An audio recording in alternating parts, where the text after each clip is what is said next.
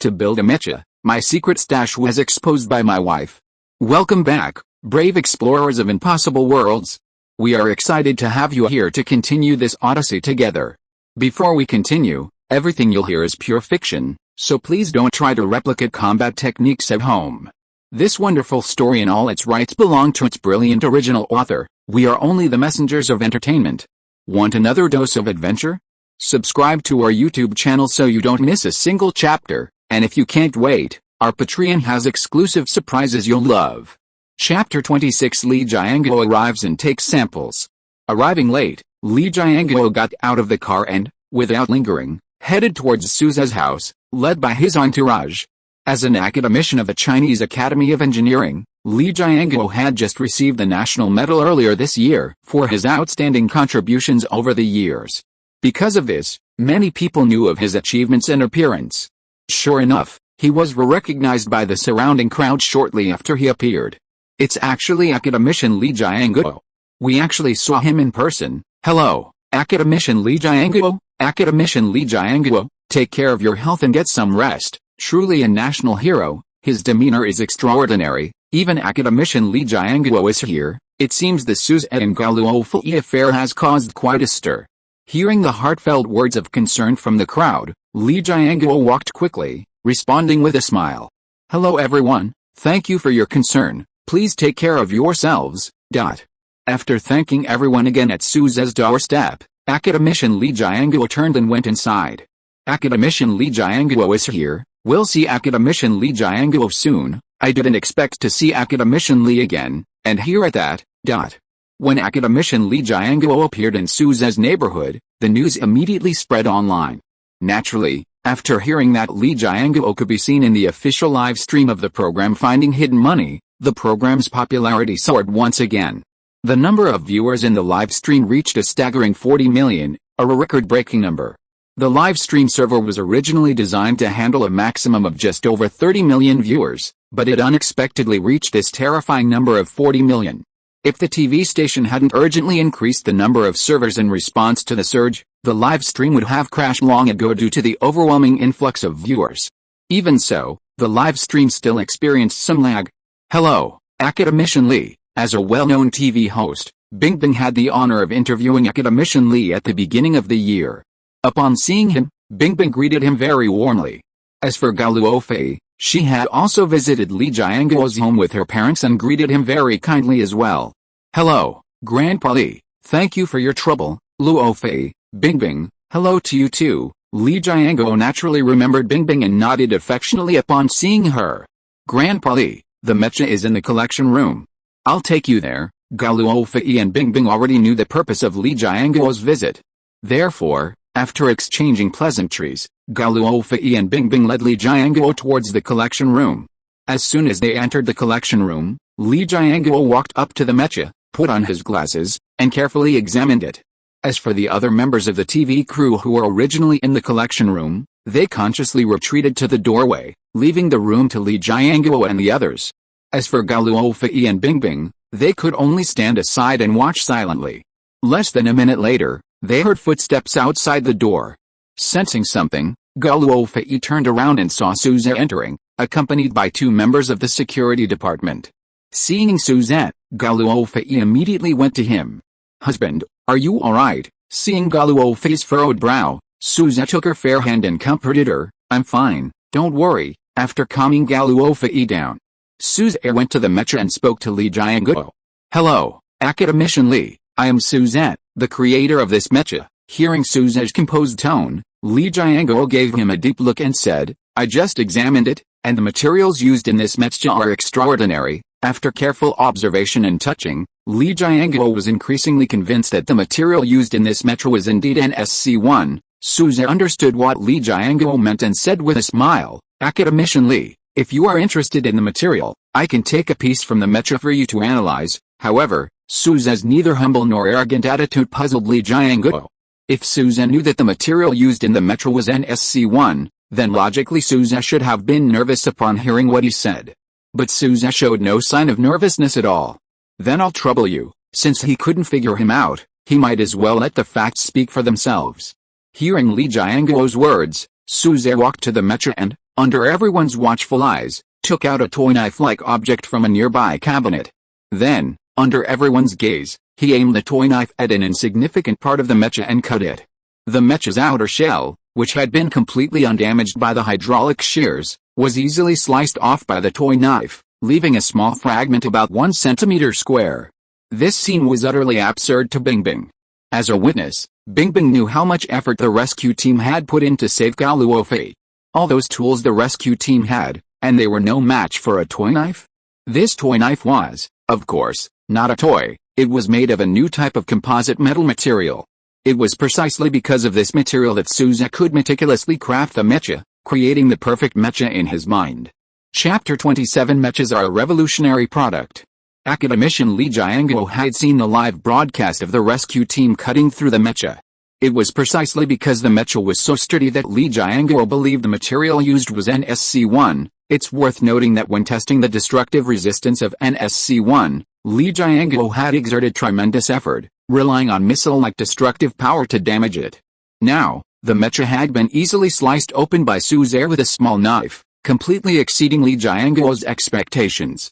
However, Souza ignored Li Jianguo's surprised expression. After taking the sample, Souza handed it to Li Jianguo. Academician Li, this is the sample you requested. Seeing the sample handed to him by Souza, Li Jianguo quickly took it and then instructed his assistant to turn on the instruments to begin testing. The material testing process was very lengthy, taking nearly an hour to obtain some rough information. And this rough information would determine what actions would be taken against Souza next. If the basic values of this material are similar to those of NSC-1, then it can be confirmed that the mecha uses NSC-1 material. The security department can then use this as grounds to take Souza back for further investigation. However, if the basic values differ significantly, then Souza's suspicion will naturally be eliminated. Souza's fate rests in the hands of this small instrument. Time ticked by, and academician Li Jianguo's time was extremely precious. Clearly, he couldn't just stand there waiting for the analysis results. After explaining the material, Li Jianguo recalled the fleeting glimpse of the mecha's interior when it was activated. He looked at Souza, who stood beside him, neither humble nor arrogant, and asked, "Souza, could you open the mecha and let me see what's inside?" Academician Li Jianguo had initially thought Souza would hesitate after hearing what he said. Unexpectedly, Souza agreed without the slightest hesitation, saying, "No problem, there's nothing to hide." Before acquiring the complete manufacturing technology for the Phoenix-type humanoid all-weather combat mech, Souza would have maintained the highest level of secrecy regarding the initial mech built using the basic humanoid mech manufacturing technology, ensuring that related information and data did not fall into the hands of enemy spies or those with ulterior motives. But now things were different. Souza had obtained the more advanced Phoenix-type humanoid all-weather combat mech manufacturing technology, so it was time to share the original basic humanoid mech manufacturing technology with the country. Li Jianguo wanting to see it was simply a matter of time. Then, under Li Jianguo's watchful gaze, Souza said, "Mech, activate." As soon as Souza finished speaking, a series of mechanical clicks echoed. Then, under the watchful eyes of Li Jianguo and the others, the rear hatch of the mech opened. Unlike Gao Luofei, who was captured by the mecha last time, this time a foldable steel staircase popped out from the inside of the mecha. One could enter the mecha's interior by climbing the ladder. Academician Li, considering the unclear situation inside the mecha, the intelligence and security personnel, concerned for Li Jianguo's safety, intended to stop him. While Li Jianguo understood their intentions, he couldn't accept it and waved his hand, declining their offer. After Souza entered the mecha via the ladder, Li Jianguo, at Souza's invitation, also climbed the ladder and entered. Observing the interior up close, Li Jianguo looked around with great curiosity. Compared to Gao Luofei, Li Jianguo was clearly much more knowledgeable. He could roughly guess the situation inside the mecha at a glance. However, due to the sealed cockpit design, Li Jianguo still couldn't discern the exact operation of the mecha's internal mechanical structure. Souza understood what academician Li Jianguo truly wanted to know. He raised his right hand and gently pressed the inside of the frame. A small opening, just large enough for one person to pass through, appeared beside the mecha's cockpit, revealing the detailed connections and operation of the mecha's internal mechanical and electrical components.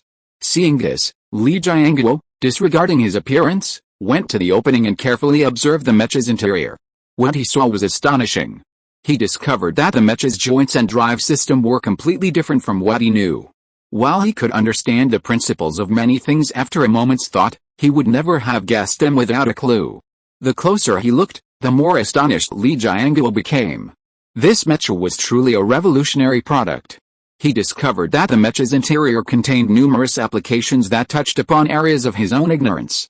And these weren't just one or two areas, but countless others. Li Jianguo now believed that this Mecha might indeed have been made by aliens, as the technology involved was far more advanced than anything they currently possessed. Since Suze claimed to have built a Mecha himself, Li Jianguo, though skeptical, still tentatively asked Suze questions. However, upon asking his questions, Li Jianguo saw Suze answer them almost without hesitation. Although academician Li Jianguo didn't understand some of the terminology, he understood that building it according to Suze's explanation would indeed achieve the desired effect. Gradually, Li Jianguo asked more and more questions, and his attitude unconsciously transformed into that of a student seeking guidance from a teacher, extremely humble and respectful. If you are listening to this novel on a channel other than Fanfic World, it means it was downloaded and re-uploaded without effort. We warmly invite you to visit our channel, Fanfic World. There you will find the original version of this story and many other novels of various genres. We look forward to seeing you dive into a world of incredible novels. Chapter 28 Li Jianguo extends an olive branch. Every time Li Jianguo asked a question and received an answer from Suzette, Li Jianguo would not frequently, fully agreeing with Suze's knowledge and viewpoints. This scene was witnessed by Gao Luofei and Bingbing, who had just arrived. Seeing Li Jianguo behaving like a primary school student in front of Suzette, Gao Luofei and Bingbing exchanged a glance, their eyes filled with disbelief. If they hadn't seen it with their own eyes, who would have imagined that an academician who had received a national medal, was now asking a toy designer professional questions? And he seemed completely convinced by the toy designer's words. Suzette, are you really a toy designer? After Suze's explanation and a brief understanding of the Mecha's internal workings, Li Jianguo asked Suze incredulously. It's no wonder Li Jianguo was so puzzled. Such a cutting-edge Mecha, not only in China, but even the top experts in Mecha-related fields abroad, didn't possess this kind of technology. If not, then what could it be? Suze smiled and said, hearing Li Jianguo's question. Upon hearing Suze's words, Li Jianguo immediately thought of Gao Luofei. Suzette, married to Gao Luofei, must have had his identity thoroughly investigated, therefore, Suzette must be a toy designer. With such outstanding skills, how could Li Jianguo let Suze's talent go to waste? Therefore, after stepping down from the Mecha, under the watchful eyes of his assistant, Gao Luofei, Bingbing, and others, Li Jianguo extended a very sincere invitation to Suzette. Suzette, I happen to have an old friend in the military who is very interested in talent related to Mecha.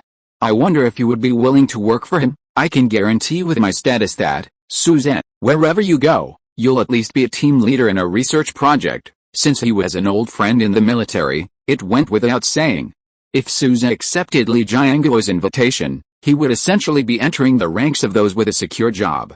It's important to know that the military, whether a scientific researcher or a frontline combatant, enjoys a very high status and is highly respected in society. Moreover, it's important to know that this time it was Li Jianguo who recommended him, so naturally, given Li Jianguo's status, Suze would definitely receive more attention and be given important responsibilities. In Li Jianguo's opinion, with Suze's skills, a squad leader position was a bit too low. But there was no way around it. After all, the military operates on merit, and once Suze accumulated enough merit, his position would naturally rise. However, Li Jianguo originally thought that Suze would excitedly agree when he said this. After all, so many people wanted this rare opportunity. But Suze's reaction was quite indifferent, seemingly unmoved by what Li Jianguo said. Could it be that Suze wouldn't agree? The thought had barely crossed Li Jianguo's mind when he quickly dismissed it. What a joke. How could anyone refuse? Husband, Grandpa Li is willing to recommend you for a job in the military. This is fantastic news, Gao Luofei said to Suze with delight upon hearing Li Jianguo's words.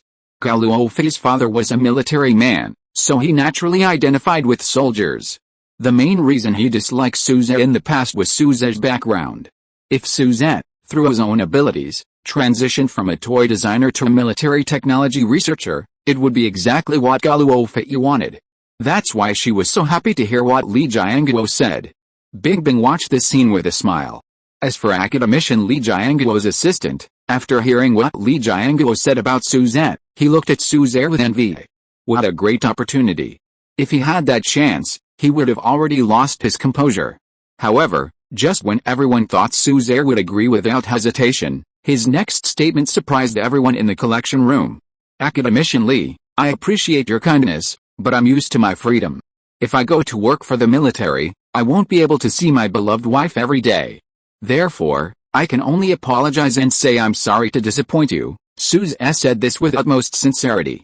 Having served in the military for so many years, Suzette naturally understands how strict the military's secrecy regulations are. If it were when he had just been discharged from the military, Suzette would have been overjoyed and immediately agreed to this opportunity to return. But now, Suzette has something to consider. If he were to spend 6 months to a year researching various cutting-edge machines in the research institute, neglecting his family, Suzette really wouldn't want to. Unless, of course, something that only Suzette would do. When the country is in danger, Suzette will step forward.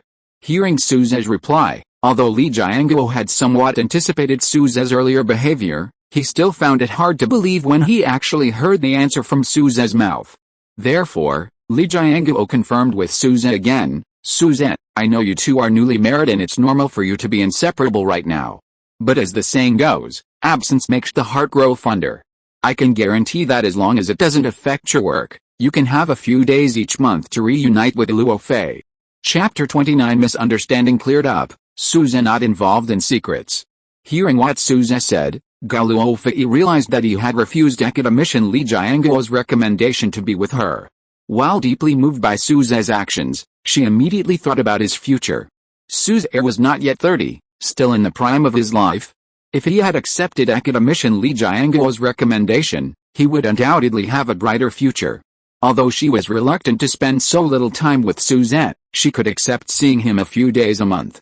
When academician Li Jianguo asked again, Suzette replied without hesitation, Academician Li, my meaning remains the same.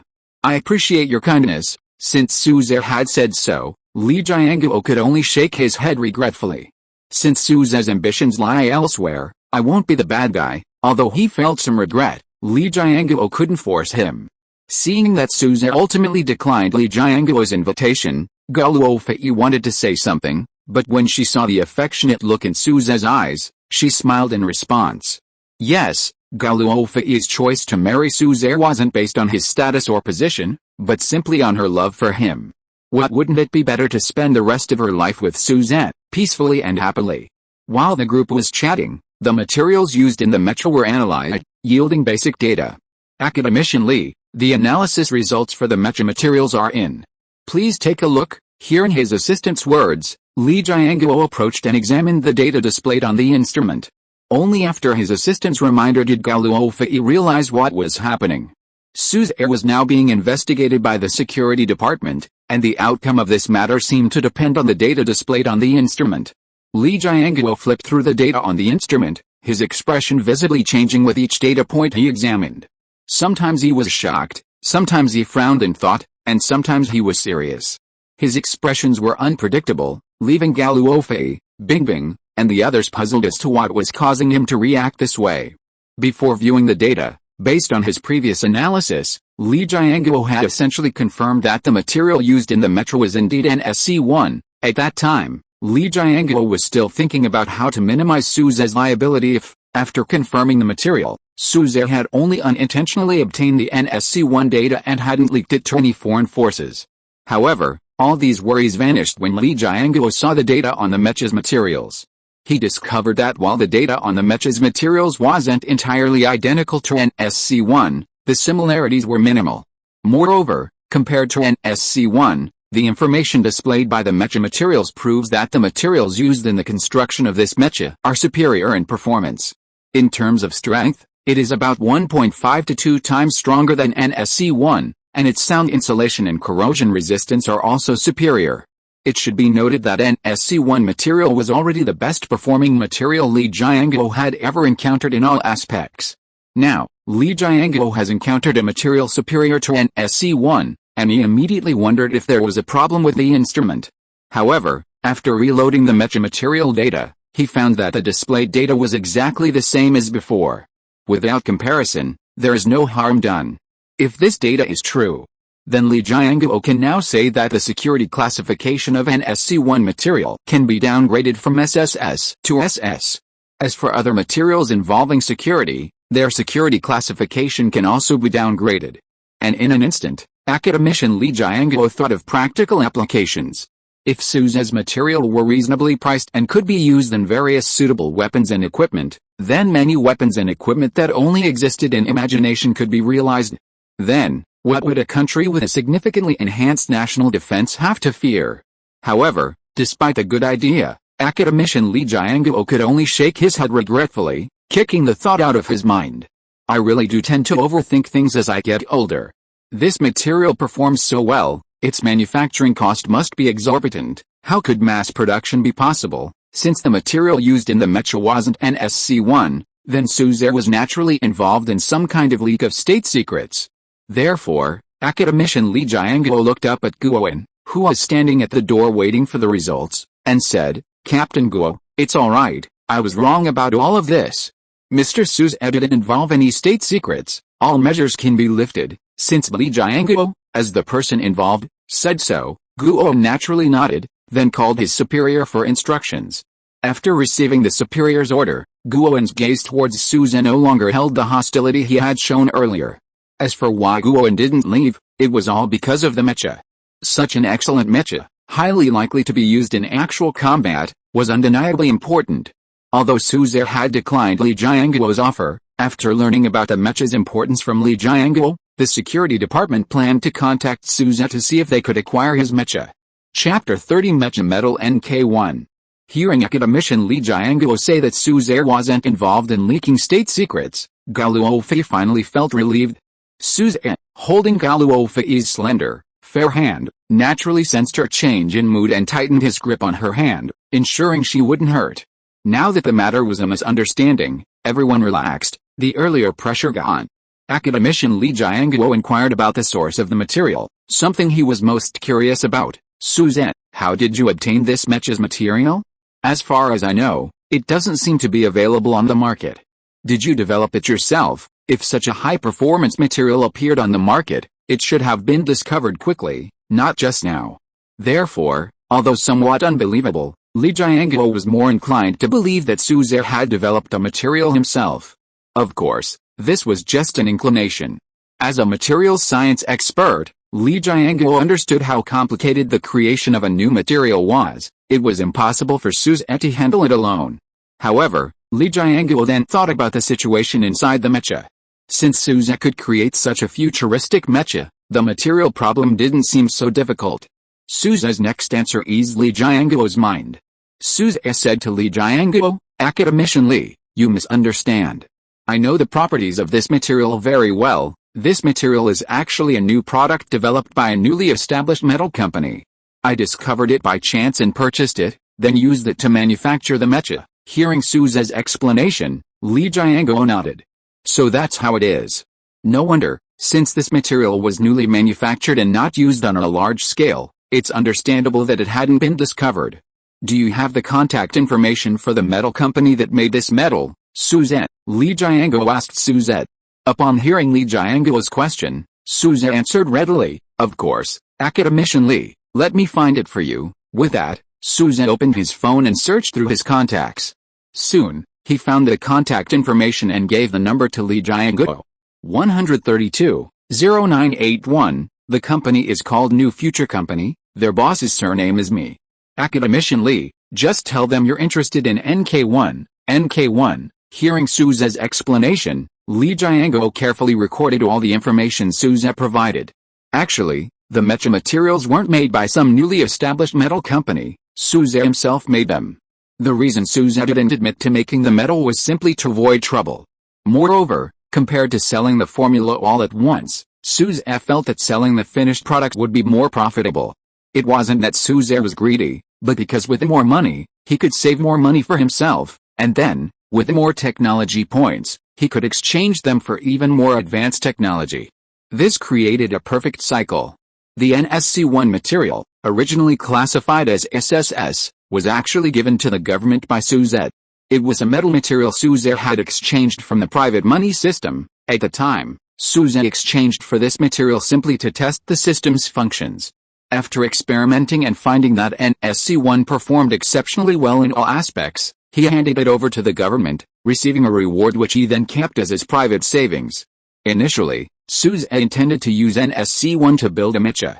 However, after exchanging for the corresponding technical data for the basic humanoid Mecha manufacturing technology, SUZ obtained a material manufacturing method from this data that was even superior to NSC-1. Having witnessed a material's superior performance, SUZ named the material he obtained from the basic humanoid Mecha manufacturing technology for building basic mechas NK-1. This is why the material used in the initial Mecha's construction was not NSC-1, but NK-1. Fortunately, SUZ chose the superior NK-1 material, otherwise, the situation would have been much more complicated. By the way, SUZ, how much did you pay per kilogram for the NK-1 material? For expensive high-performance metals, they are usually sold by the kilogram, unlike ordinary metals which are sold by the ton. Hearing Li Jianguo's question, SUZ replied, because I was their company's first customer, New Future Company gave me a significant discount, so I paid 220 yuan per kilogram, 220 yuan per kilogram, meaning about 220,000 yuan per ton. Although SUZ mentioned a significant discount, Li Jianguo's first thought upon hearing this price was that it was too cheap. 220,000 yuan per ton sounds high, but in comparison, it's actually quite cost-effective. Take NM special metal, for example, which is subject to technological embargoes imposed on China by foreign countries.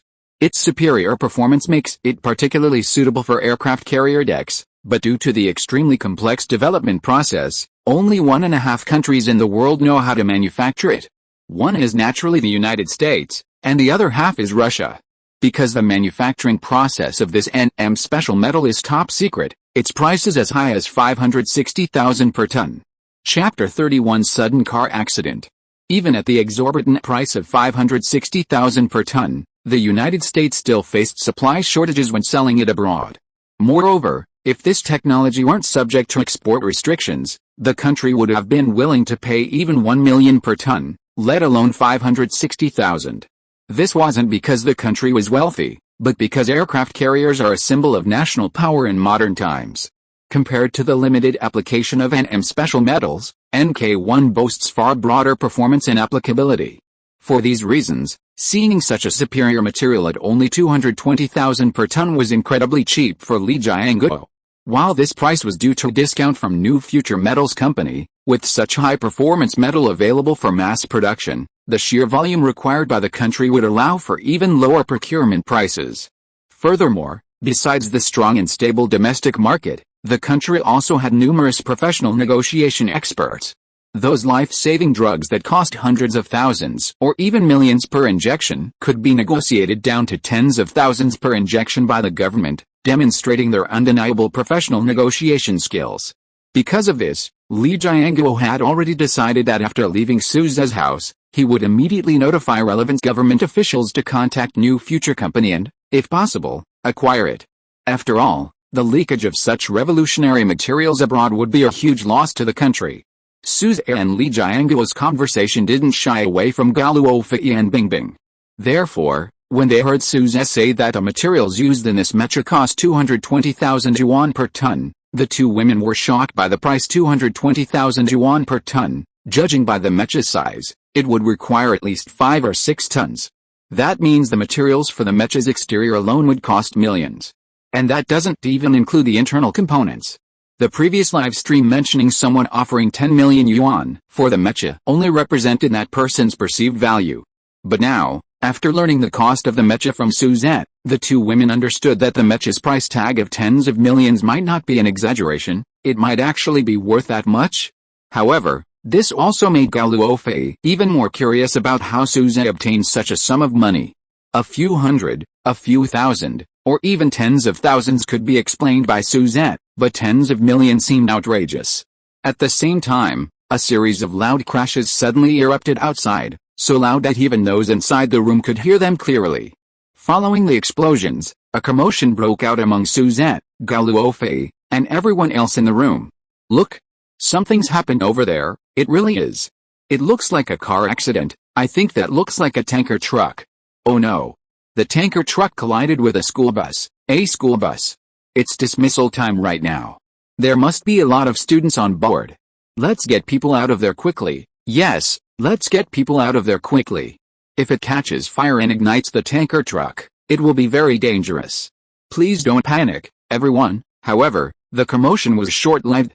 After all, at Suze's house, there were not only police and firefighters, but also security personnel. With so many key departments present, they quickly began to guide the evacuation of the crowd in an orderly manner. While evacuating, they also planned to go and assist with a rescue. This commotion, the accident must be very serious. Everyone assemble, let's go there immediately. The rescue team leader, realizing the seriousness of the accident the moment it occurred, immediately gathered the rescue team members and left Suze's house, heading towards the accident site. Based on Wang Quanzi's years of experience as the rescue team leader, the sound of such a collision indicated a significant accident. Moreover, the two parties involved were a car and a tanker truck. If an explosion were to occur, the consequences would be extremely dire. Soon, Guo, having assessed the situation outside, approached Academician Li Jianguo and said, "Academician Li, there's danger here at any moment. Please evacuate as soon as possible." Academician Li Jianguo held a special position and had made extraordinary contributions to the country. Therefore, protecting his life was of paramount importance. "No need," Li Jianguo replied, "I'm safe here. Let's save the children first." Although he had clearly heard the crash, Suze's house was a considerable distance from the roadside, making it relatively safe. At this moment, Li Jianguo was more concerned about the safety of the school bus and the tanker truck involved in the accident. After all, if the tanker truck were to explode, the lives of so many students would be threatened. Children are the future of the nation. If Li Jianguo hadn't known that his own rescue efforts would only hinder the operation, he would have immediately rushed to the accident scene to provide assistance.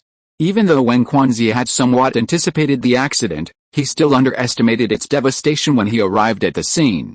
The yellow school bus, struck by the tanker truck, was slammed against the shops along the street, its doors firmly shut. On the other side of the school bus, the tanker truck's cab had dented a bus, and the front of the truck was severely deformed, the two side doors seemingly impossible to open.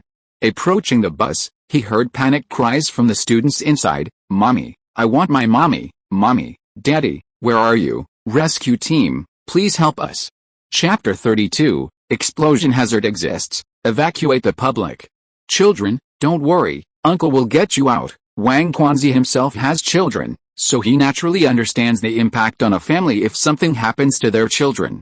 Therefore, while arranging the rescue team, Wang Quanzi, dressed in rescue gear, comforted the children inside the school bus through the crack in the window. At that moment, a little girl, about 6 or 7 years old, with pigtails, a yellow knitted hat, and rosy cheeks, was looking at him with her big, round eyes filled with tears. Seeing the little girl's heartbreaking appearance, Wang Quanzi asked soothingly, "Little girl, what's your name? How many of you are on the school bus?" "Rescue team uncle, my name is Nanan. There are 35 students about my age and a driver on the school bus, but the driver seems to have passed out." Hearing what Nanan said, Wang Quanzi had a better understanding of the situation inside the school bus. "Uncle rescue team, my mom and dad said, if you're in trouble, find us, you'll definitely get us out of here, right?" Although still very frightened, Nanan asked Wang Quanzi in her childish voice. Hearing the little girl's question, Wang Quanzi smiled kindly and comforted her. "Nanan, right? Your mom and dad are right. Uncle will definitely get you home safely." Hearing Wang Quanzi's words, Nanan wiped away her tears with her little hands and turned to her classmates who were still crying behind her, saying, "The rescue team said they'll get us out of here, so don't cry anymore. If anyone cries again, I'll hit them." Whether it was Nanan's words that were so intimidating, or the classmates' fear of being hit by Nanan, after Nanan finished speaking, even though the children's eyes were still red and tears were still streaming down their faces, they didn't make a fuss anymore. Seeing that the children had calmed down, Wang Quanzi praised Nanan. "Thank you so much, Nanan. You're great, Uncle rescue team, of course. These little rascals are all very obedient to me," Nanan said proudly. raising her little nose after receiving Wang Quanzi's praise. Looking at Nanan's adorable appearance, Wang Quanzi felt even more eager to rescue the children as soon as possible. Fortunately, the rescue team had brought only forced demolition tools for Gao Luofei's rescue, which were perfect for the situation. However, there were also disadvantages. Because the vehicle involved in the collision was a tanker truck, if the demolition was not handled carefully and the tanker truck exploded, the consequences would be unimaginable. Therefore, tools that could easily ignite sparks and cause the fuel to burn were not used. Fortunately, when he got close to the tanker truck, Wang Quanzi did not smell any fuel leak. "Captain, I've checked the information on this tanker truck. It's currently fully loaded." Hearing his teammates' words, Wang Quanzi instantly recalled the relevant information about the tanker truck. It was about 8 meters long and 2.5 meters wide, and could carry 40 tons of gasoline and 42 tons of diesel fuel when fully loaded, totaling approximately 50 tons including the truck's own weight. Although the tanker truck was heavy, school buses are much more sturdy than regular buses. For the tanker truck to be able to damage such a robust school bus, the speed at the time of impact must have been considerable. Judging from the scene of the accident, there were no skid marks before the impact. Because of this, the driver's cab was severely damaged, and the driver likely had no chance of survival. How is it? How long will it take to create a safe passage to rescue the children? Wang Quanzi asked his teammate who was using rescue pliers to begin the extrication work. "Captain, at the current pace, it will take 10 minutes to break through an opening large enough for the children to pass through." Hearing Wang Quanzi's question, the team member immediately replied, "10 minutes? Try to be as quick as possible. 10 minutes isn't a long time, but it's not short either. If an accident occurs, 10 minutes would be quite a long time. Moreover, the longer the cutting takes, the greater the possibility of an accident." Therefore, Wang Quanzi urged.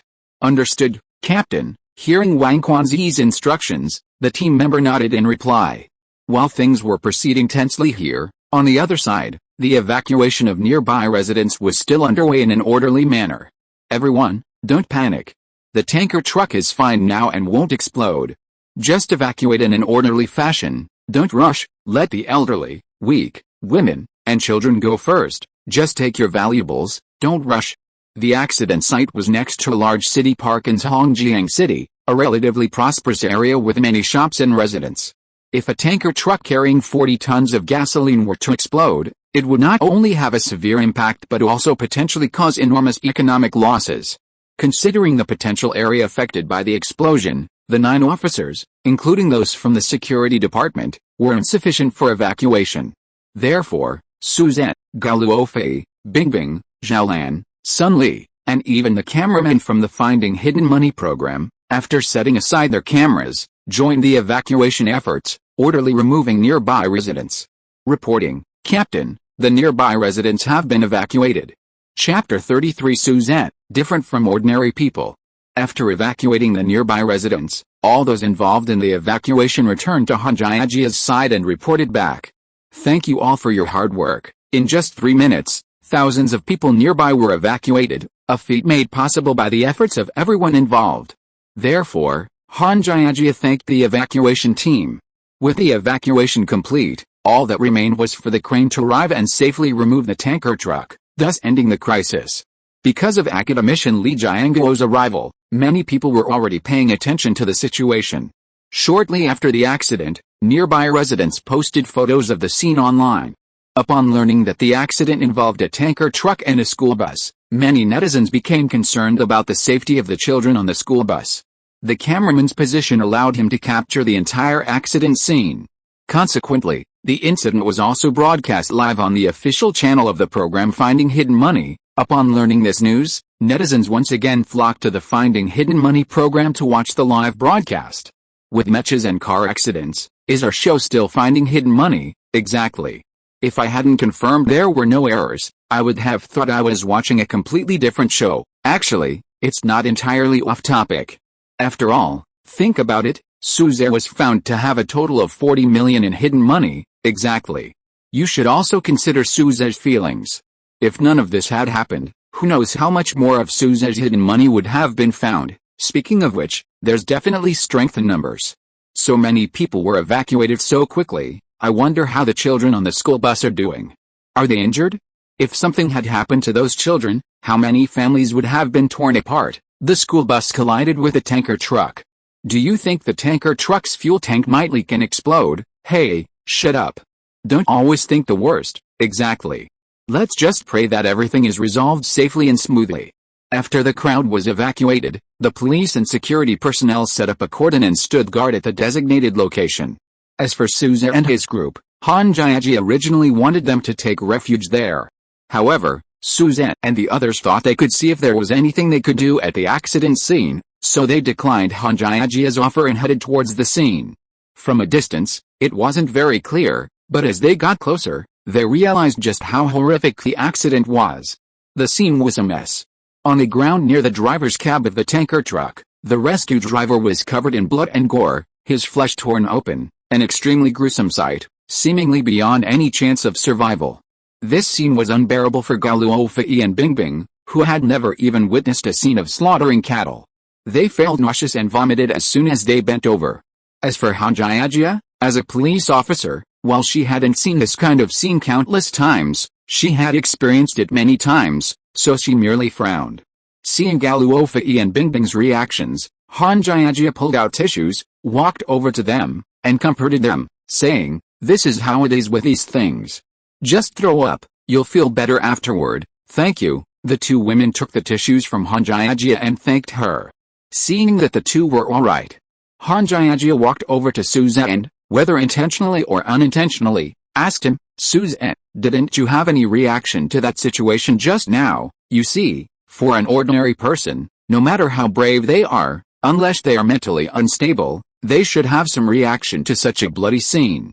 But Souza just stood there as if nothing had happened, which made Han Jiajia suspicious. Hearing Han Jiajia's question, Souza naturally understood her purpose. He said calmly, "Perhaps I'm different from ordinary people. After all, among so many people, there will always be those who are different. Do you think I'm right, Officer Han?" Hearing Souza's words, Han Jiajia nodded, temporarily accepting his explanation. Actually, Souza wasn't different from ordinary people at all. The reason he didn't vomit was simply because he was used to it. In the past, Souza had witnessed many scenes even more bloody and hellish than this. Initially, he vomited violently, even more so than Gao Luofei and Bingbing combined. But later, after getting used to it, he no longer reacted. This small incident also made Souza take note. Han Jiajia was very observant, so it was best to avoid contact with her. "Captain Wang, how much longer until the children are rescued?" Looking at the group of once carefree and innocent children trapped inside the school bus, their faces filled with anxiety, Gao Luofei, who naturally loved children, asked Wang Quanzi with some unease. Hearing Gao Luofei's question, Wang Quanzi explained, "Judging from the current situation, we can probably break through the school bus in about 8 minutes to create a passage large enough for the children to pass through. There's one driver and 36 children on board. It should take about 15 minutes to rescue them all." Hearing Wang Quanzi's explanation, Gao Luofei felt slightly relieved. As long as the children were safe, that was all that mattered. Meanwhile, because the collision between the school bus and the tanker truck had garnered significant attention online, some parents of the students on the school bus rushed to the scene of the accident as soon as they saw their children's vehicle involved. Chapter 34 Foreign Spies. The car accident was premeditated. Parents, we understand your feelings, but it's dangerous inside. For your safety and the smooth progress of the rescue, please wait here for a moment. Some of the parents were very anxious, wanting to see their children as soon as possible. However, for their safety, the guards stationed on the perimeter naturally wouldn't allow them to enter the accident scene. Therefore, a conflict broke out at the cordon. "My child is inside, please let me in. I want to go in. My child is inside, he definitely wants me. Why can't I go in? You can't stop me. I want to go in. I can't stay calm right now. I'm sorry, you really can't go in. It's too dangerous inside. Calm down, please don't cause a disturbance." Seeing the disturbance at the cordon, Han Jiajia, Suzette, Gao Luofei, and others stepped forward to calm them down. While the disturbance was happening in the cordon area, at that moment, in a residential building not far away, a curtain was slightly peeked out from a room facing the accident site. Inside the room, a white couple, a man and a woman, were using binoculars to observe the situation through a gap in the curtains, whispering amongst themselves. Let him hit Li Jianguo. Why did he have to hit the school bus? That good for nothing, can't even handle such a small matter, deserves to die. We need to act quickly to destroy the evidence, otherwise, if the security department notices something amiss, we won't be able to hide anymore. Indeed, this collision between the tanker truck and the school bus wasn't an accident, but an organized and premeditated event. The white couple in the room were the masterminds behind it all. Academician Li Jianguo was renowned. His research on various new materials had gradually filled many gaps in the country's material capabilities, thwarting the U.S.'s plans to blockade the nation. Therefore, academician Li Jianguo had become a thorn in the side of the U.S. Given the U.S.'s current status, they only dared to verbally accuse the U.S. of plagiarizing their state secrets, but dared not take any actual action. However, behind the scenes, the United States could not possibly continue to tolerate Li Jianguo's actions and had been trying to get rid of academician Li Jianguo. However, academician Li Jianguo was under extremely tight protection, and they had no chance of success. It was this unexpected incident today that revealed a loophole in academician Li Jianguo's protection, and the white couple wanted to seize this rare opportunity to complete the mission assigned by their superiors. However, they didn't expect that their idiot subordinate would botch things up. Fortunately, we had a backup plan. Since it has already happened, there's no way to change it. When the time comes, the device will detonate, and the evidence will be gone. As spies, they naturally always had a backup plan. Before the operation, they had already installed a small detonator on the tanker truck. Once the time was up, it would explode, and the tanker truck would not escape destruction. The tanker truck's front tires and cab are severely damaged. It's immovable. As for the crane the fire department can use to tow a fully loaded tanker, it will take at least half an hour to arrive. It's 4:34 p.m. now, 6 minutes left. When the time comes, bang, we'll see a spectacular fireworks display. The incident, causing tens of millions in economic losses and the deaths of over 30 people, was utterly insignificant to the white man. His tone made it sound like a casually mentioned bouquet of flowers. Yes, this explosion is absolutely unstoppable. Come to think of it, it's been a long time since I've seen one. I'm really looking forward to it. Hearing the white man's words, the white woman reacted the same way, showing no reverence for the lives about to be lost. Her eyes were filled with anticipation for the spectacle. Just as the white men and women finished their discussion and peered through binoculars at the accident scene, anxiously awaiting the explosion, the parents of the children at the security post, their expressions extremely agitated, were being reassured by Han Jiajia, Suzanne, and others. Don't worry, parents, Gao Luofei assured the parents firmly. I've already checked with the rescue team leader. You'll see your children in 20 minutes at the latest. I guarantee it. Actually, given Gao Luofei's status, she didn't need to say this. If everything was alright, that would be fine, but if something unexpected happened, her words would bring her considerable trouble. However, even though it wouldn't benefit Gao Luofei in the moment, she said it to calm the parents. Who are you? What good is your guarantee? I want to see my child now. I don't care about anything else. Some parents were clearly unconvinced by Gao Luofei's words. However, some parents, upon hearing Gao Luofei's words, seemed less agitated than before. Gao Luofei has been in the entertainment industry for many years, and what's commendable about her, besides her looks and talent, is her trustworthiness. Whatever Gao Luofei promises, no matter how difficult, she always fulfills it. Because of this, many people who know Gao Luofei consider her words very credible. And the parents who chose to believe Gao Luofei have therefore begun to act less impatiently than before. If you are listening to this novel on a channel other than Fanfic World, it means it was downloaded and re-uploaded without effort. We warmly invite you to visit our channel, Fanfic World. There you will find the original version of this story and many other novels of various genres. We look forward to seeing you dive into a world of incredible novels. Chapter 35. 3 minutes left until the explosion. After some people calmed down, the rest were more or less affected. Therefore, the parents who were initially agitated gradually calmed down as well. However, they all still looked anxiously towards the accident scene inside the police cordon, hoping to see their children. Although the crowd had quieted down, Souza and his group chose to wait there. They've already calmed them down? How boring. This scene was naturally observed by the white couple hiding in the small house. They had initially found the anxious parents' antics quite amusing, waiting to see a good show. Now that the crowd had calmed down, they felt rather bored. Just waiting for the explosion to happen is too boring, not Ice Wolf style. Hearing the white man's words, the white woman frowned and said, "Ice Wolf, I know your principles. I understand your love of fun, and I can understand other things. But if you mess things up and the information in the cockpit isn't destroyed, and that information is exposed, don't blame me for not warning you. You'll be in deep trouble. Red Lotus, don't worry, I know what I'm doing. I underestimated the security department before, giving them too much time. But this time is different.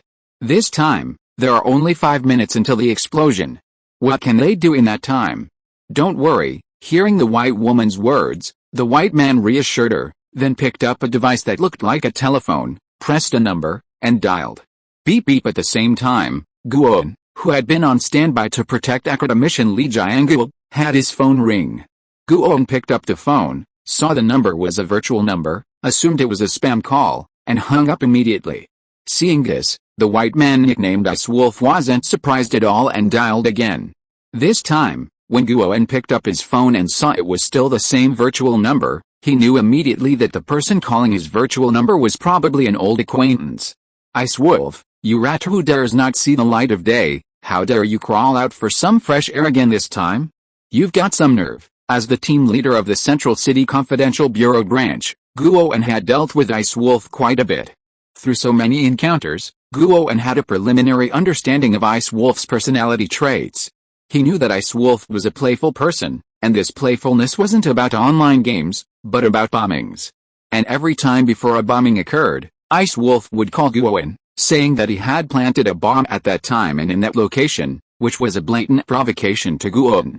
However, before each bombing, with the cooperation of Guo and his team members, the danger was perfectly averted, and all potential threats were eliminated.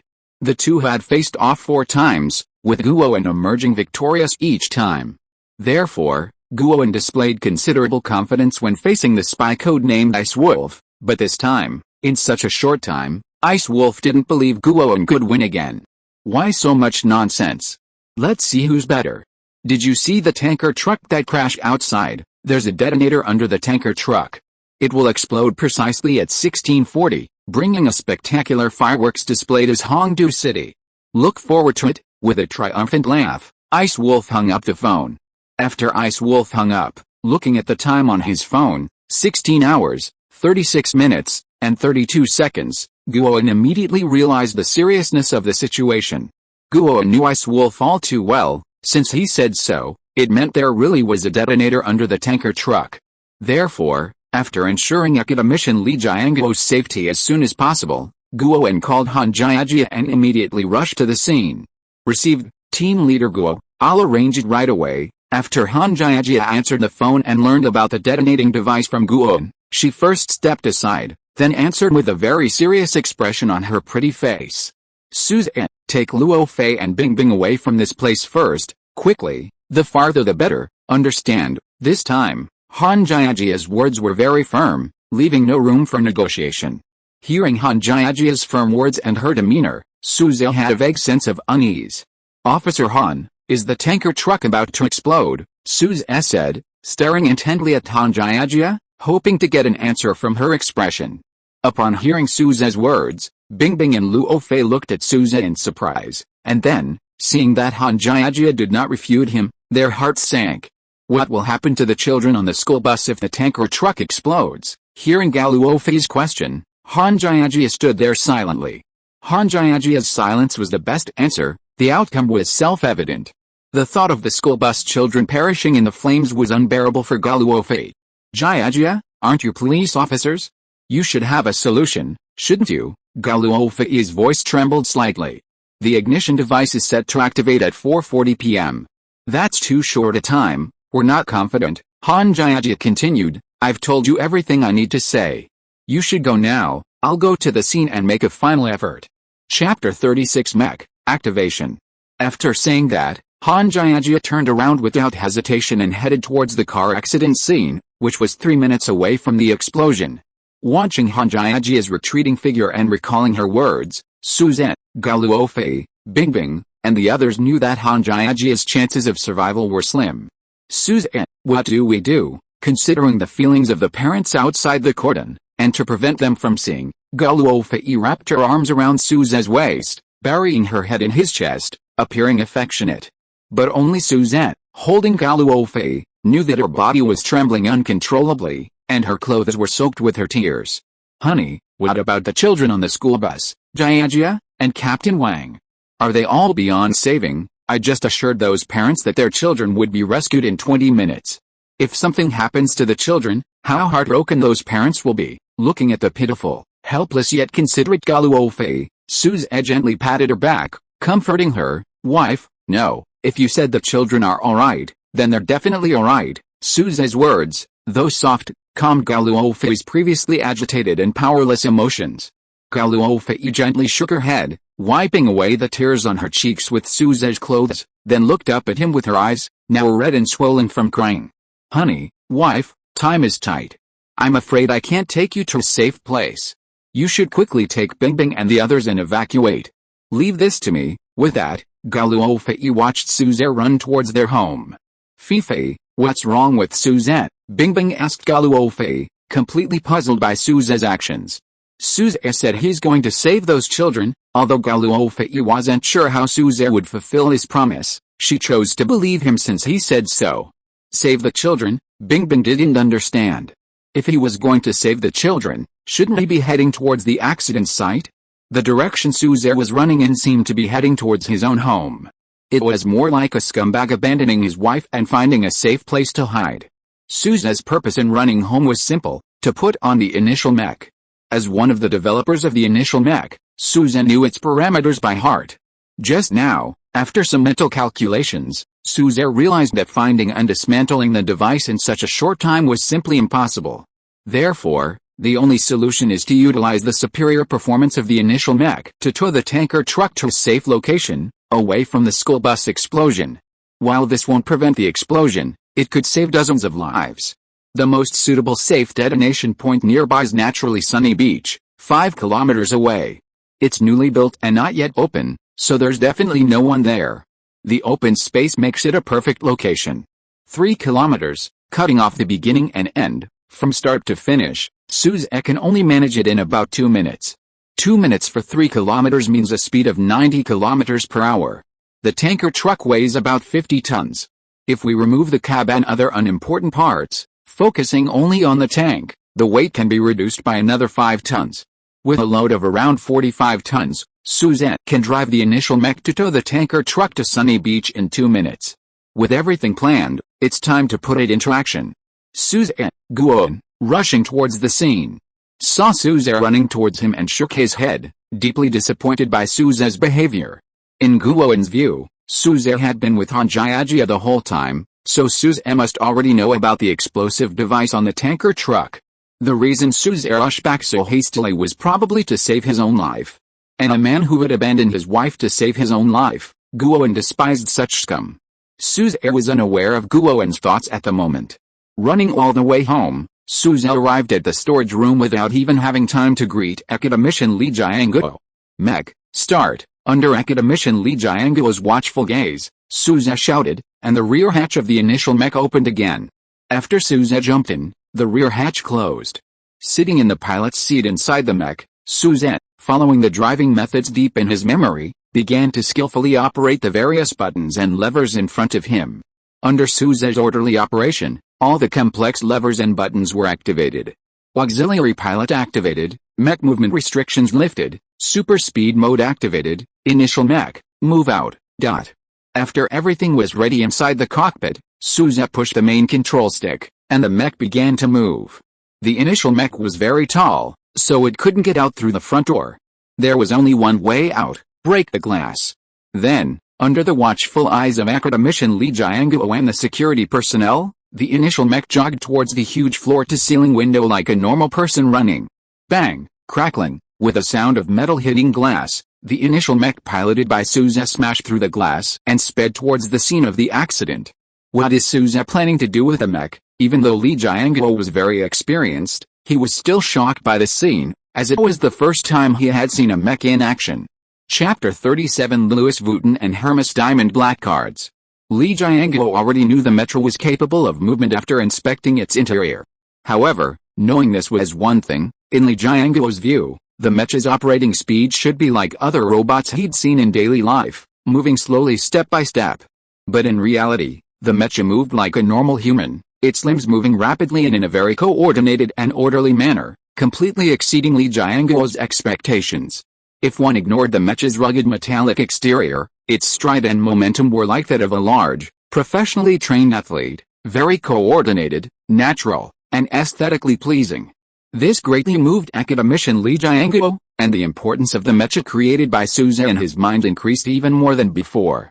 After all, a Mecha that could operate like that shown in movies was absolutely unique.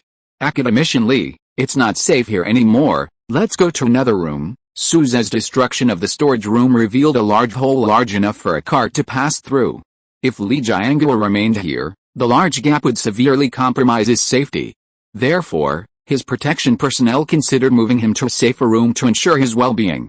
Hearing the security guard's words, Li Jiangguo nodded and was about to get up when he noticed something near where the Mecha had been standing. Curious, he went over and saw two cards of different styles and colors, resembling membership cards. Judging by the dust on them, they had been there for a long time. Li Jiangguo picked up the cards, they felt very high quality. Turning them over, he saw the words Louis Vuitton, LV, in the upper right corner. He also looked at the other card, the upper right corner indicated Hermes. Li Jiangguo didn't care much for material possessions, his clothing and accessories were usually inexpensive. He had been wearing the same short-sleeved shirt for 5 years. Although he had worn it for a long time, Li Jiangguo's short-sleeved shirt, apart from being slightly faded and washed, looked very clean and tidy. However, Li Jiangguo himself didn't have a need for such clothes, and he didn't strictly require his descendants to be like him. Therefore, although Li Jiangguo didn't know many luxury brands and didn't specifically look into them, he knew some top luxury brands from his grandchildren. He had heard of Louis Vuitton, LV, and Hermes from his granddaughter, knowing that these brands mainly sold products related to women. In Suze's household, Gao Luofei was the only woman. Li Jiangguo assumed that Gao Luofei had accidentally dropped the two cards under the Mecha and hadn't found them. Li Jiangguo put the two cards in his pocket, thinking he would give them to Gao Luofei when he saw her later. However, little did academician Li Jiangguo know that these two cards weren't Gao Luofei's at all, but rather Suze's secretly hidden stash of money. Although the two cards have different designs, they are actually diamond black cards from two top luxury brands, Louis Vuitton, LV, and Hermes. These diamond black cards are only available to individuals with assets exceeding 500 million and cumulative spending of 50 million at their global stores. While the two cards belong to different brands, the services offered are essentially the same. For example, card holders enjoy a 30% discount on their respective brands. They are also considered the most esteemed customers at each store, receiving the most attentive and personalized service. Furthermore, the biggest highlight of the Diamond Black cards is the ability to pre-order all items from these two brands. Even limited edition and rare products can be delivered immediately upon pre-order. This is why the Diamond Black cards are a symbol of status. Suze possessed these cards as a gift from someone else. Privately, Suze is quite wealthy, and some of his companies purchase luxury goods as year-end bonuses for their employees. As the quantity purchased increased, these luxury brands naturally awarded Suze a Diamond Black card. These Diamond Black cards were intended for the holders of these companies, and thus, they all ended up with Suze. The day they were given to Suze coincided with the day he assembled the initial mech. If Gao Luofei discovered these two cards, it would be difficult to explain. Therefore, Suze figured that the initial mech was so large and heavy that Gao Luofei wouldn't be able to move them if he placed the Diamond Black cards at its feet, thus preventing her from noticing them. So, Suze placed one Diamond Black card on each of the mech's feet. Over time, with more hidden cash, Suze forgot about it. It was only today, when Suze urgently activated the initial mech, that the Diamond Black cards, hidden for so many days, saw the light of day again. Otherwise, who knows when they would have been discovered. Li Jiangguo returned to the room, eager to know where Suze had gone in his mech. Remembering the Finding the Hidden Money live stream he'd watched before, he decided to give it a try and opened the stream. When Li Jiangguo reopened the stream using the address Xiaohu had given him, He immediately saw Guowen running towards the accident site. Behind Guowen, something seemed to be rapidly approaching. Li Jianguo knew at a glance that it was none other than Suzette, piloting the initial mech at breakneck speed. Chapter 38 Abandon Rescue, Evacuate All. Captain Wang, there's an ignition device on the tanker truck. It'll be activated at 1640. Han Jiajia rushed to Wang Quanzi's side and relayed the information to him, who was directing the rescue operation. Wang Quanzi, who was methodically arranging the work, narrowed his eyes upon hearing this and turned to look at Han Jiajia with a grave expression. Is this information accurate? Yes, it's from the classified department. Upon receiving Han Jiajia's confirmation, Wang Quanzi's mood instantly soured. Activation at 1640 meant only 3 minutes left. At the current rate of dismantling the school bus, even abandoning safety measures and using hydraulic devices, there simply wasn't enough time to rescue the 36 trapped children and the driver. Rescue was out of the question, so both of them understood that the only feasible solution was to remove the ignition device. Captain Wang, let's split up and search. Find the ignition device as soon as possible. Since the ignition device was said to be on the tanker truck, the two locked onto their target and began searching under the truck. Soon, they found the ignition device. Found it? It's here with me. Wang Quanzi's voice rang out quickly. Hearing Wang Quanzi's voice, Han Jiajia rushed over immediately. However, although they found it, their despair deepened after seeing the details of the ignition device. While this ignition device wasn't the most difficult to dismantle, it was the most time-consuming. Even the most skilled demolition expert would need 20 minutes to dismantle it. And now, they didn't even have 5 minutes, let alone 20. Captain Wang, you take the rescue team and leave. I'll try. Actually, before taking this job, Han Jiajia was a member of the bomb disposal team.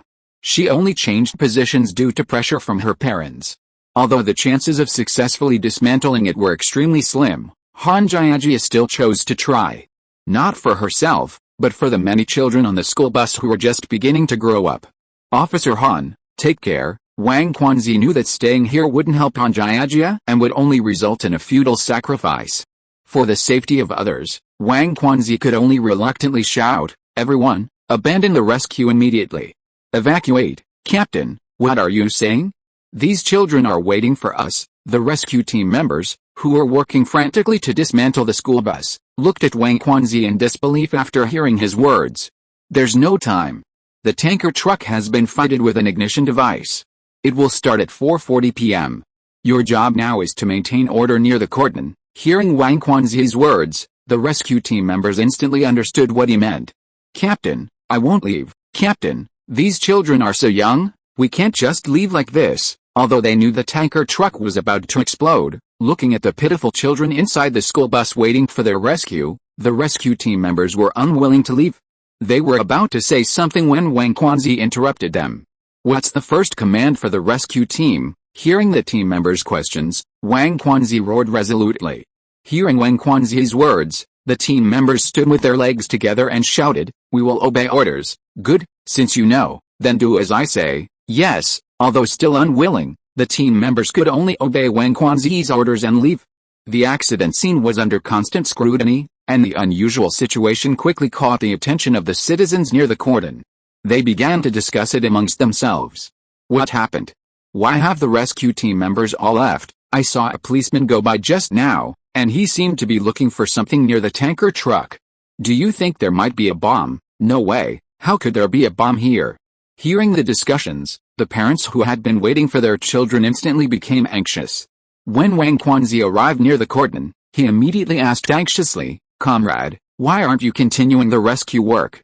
My child is still on the school bus." Hearing the parents' questions, although he didn't want to say, he told the truth so that the public would know the extent of the danger and avoid innocent casualties in the event of an explosion. Upon investigation, an ignition device has been installed on the tanker truck. It will activate at 1640. Please evacuate to a safe distance in an orderly manner. Thank you for your cooperation. Although a cordon had been established, to ensure maximum safety, police and security personnel acted again to evacuate citizens near the cordon.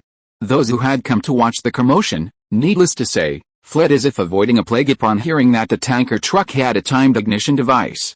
"The tanker truck is going to explode. Everyone run, stop watching. Get out of here, it's dangerous here. Everyone scatter." However, compared to the onlookers, the parents whose children were on the school bus were instantly alarmed upon hearing the news. Their precious children were still on the school bus. If the tanker truck exploded, their children, whom they hadn't yet rescued, would perish. The thought of their once lively and adorable children leaving them and perishing in a sea of fire instantly unsettled these parents who had been calmed down.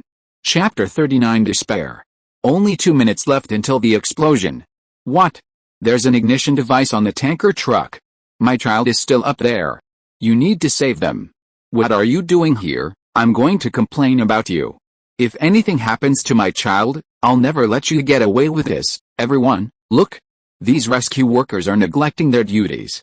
They're just standing by and doing nothing. If my child dies, you'll be executioners too. Don't you have children?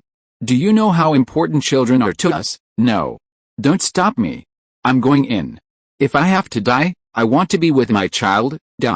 For Wang Quanzi, although he had followed the optimal rescue plan in everything after the accident and hadn't made a single mistake, the matter couldn't be perfectly resolved. Wang Quanzi also had children and naturally understood the parents' feelings. Therefore, he didn't argue with the parents' harsh words and silently endured them. Hearing the parents' accusations against Wang Quanzi and the rescue team, Gao Luofei, while understanding their feelings, still said, "Parents, please calm down. Captain Wang and the rescue team are doing their utmost to rescue the children. They are very responsible. It's just that no one anticipated the tanker truck would carry an ignition device. The rescue team had too little time. Captain Wang and the others were simply following orders. They weren't irresponsible, and everyone, Officer Han, who was standing with me just now, has already gone to make a final effort. I hope you can understand." Understand? How can I understand? My child is in danger, about to leave us. How can we calm down? Gao Luofei, you promised us just now that my child would be alright. I trusted you so much. Why did this happen? My child, knowing the tanker truck was about to explode, the parents were now emotionally broken, their voices trembling with tears as they heard Gao Luofei's words. Looking at these distraught parents, Gao Luofei felt no dissatisfaction with their words. Her heart was also filled with grief. Those were over 30 children. Their lives had just begun. But no matter how much he said, it couldn't undo the damage. "Husband, do you have a way?" Guowen, who was heading towards the accident scene, saw this and naturally understood what had happened. However, he had no time to pay attention and sped towards the accident site. At that moment, Suze's Mecha also appeared in the live stream. "Look! Something seems to be rushing towards that person who's running. It's too fast. The camera can't even see it clearly. It's too blurry. What is that thing? It looks like that Mecha." It's important to know that the Mecha's running speed had reached 100 kilometers per hour. A journey that would normally take about 50 seconds at full speed was covered in less than 10 seconds by the Mecha, reaching the accident scene. Compared to the blurry scene in the live stream, those at the scene could see much more clearly. When the Mecha's futuristic form appeared before the many onlookers, it instantly caused a sensation. A Mecha. It's a Mecha, and it can move, so cool. This Mecha is awesome, Mom. The Mecha from the movie actually appeared. I recognize this Mecha. Isn't it the one Gao Luofei's husband built in the Finding Hidden Money program this morning? It can actually move like that. As a mechanical engineering student, I can responsibly tell you that the technology contained in this Mecha is far beyond our time. Look. This Mecha is heading towards the car accident scene. What is it going to do? Fifei, isn't that the Mecha Suze built? Why is it moving? Bingbing stared at the Mecha that flew past her, dumbfounded, and said to Gao Luofei. Hearing what Bingbing said, although Gao Luofei hadn't seen Suze pilot the Mecha herself, she knew that the Mecha's movement must have been Suze's doing. Because my husband is inside, then, Gao Luofei thought of what Suze had just said, that the children could definitely be saved, and for a moment, a terrible suspicion arose in Gao Luofei's mind. Could it be that Suze is planning to use the Mecha to save the children? That's a fully loaded tanker truck. Once the ignition device activates, even a Mecha won't be able to withstand it. Although worried about the children, Gao Luofei's heart also began to worry about Suze's safety. "Jiajia, what are you doing here? Run.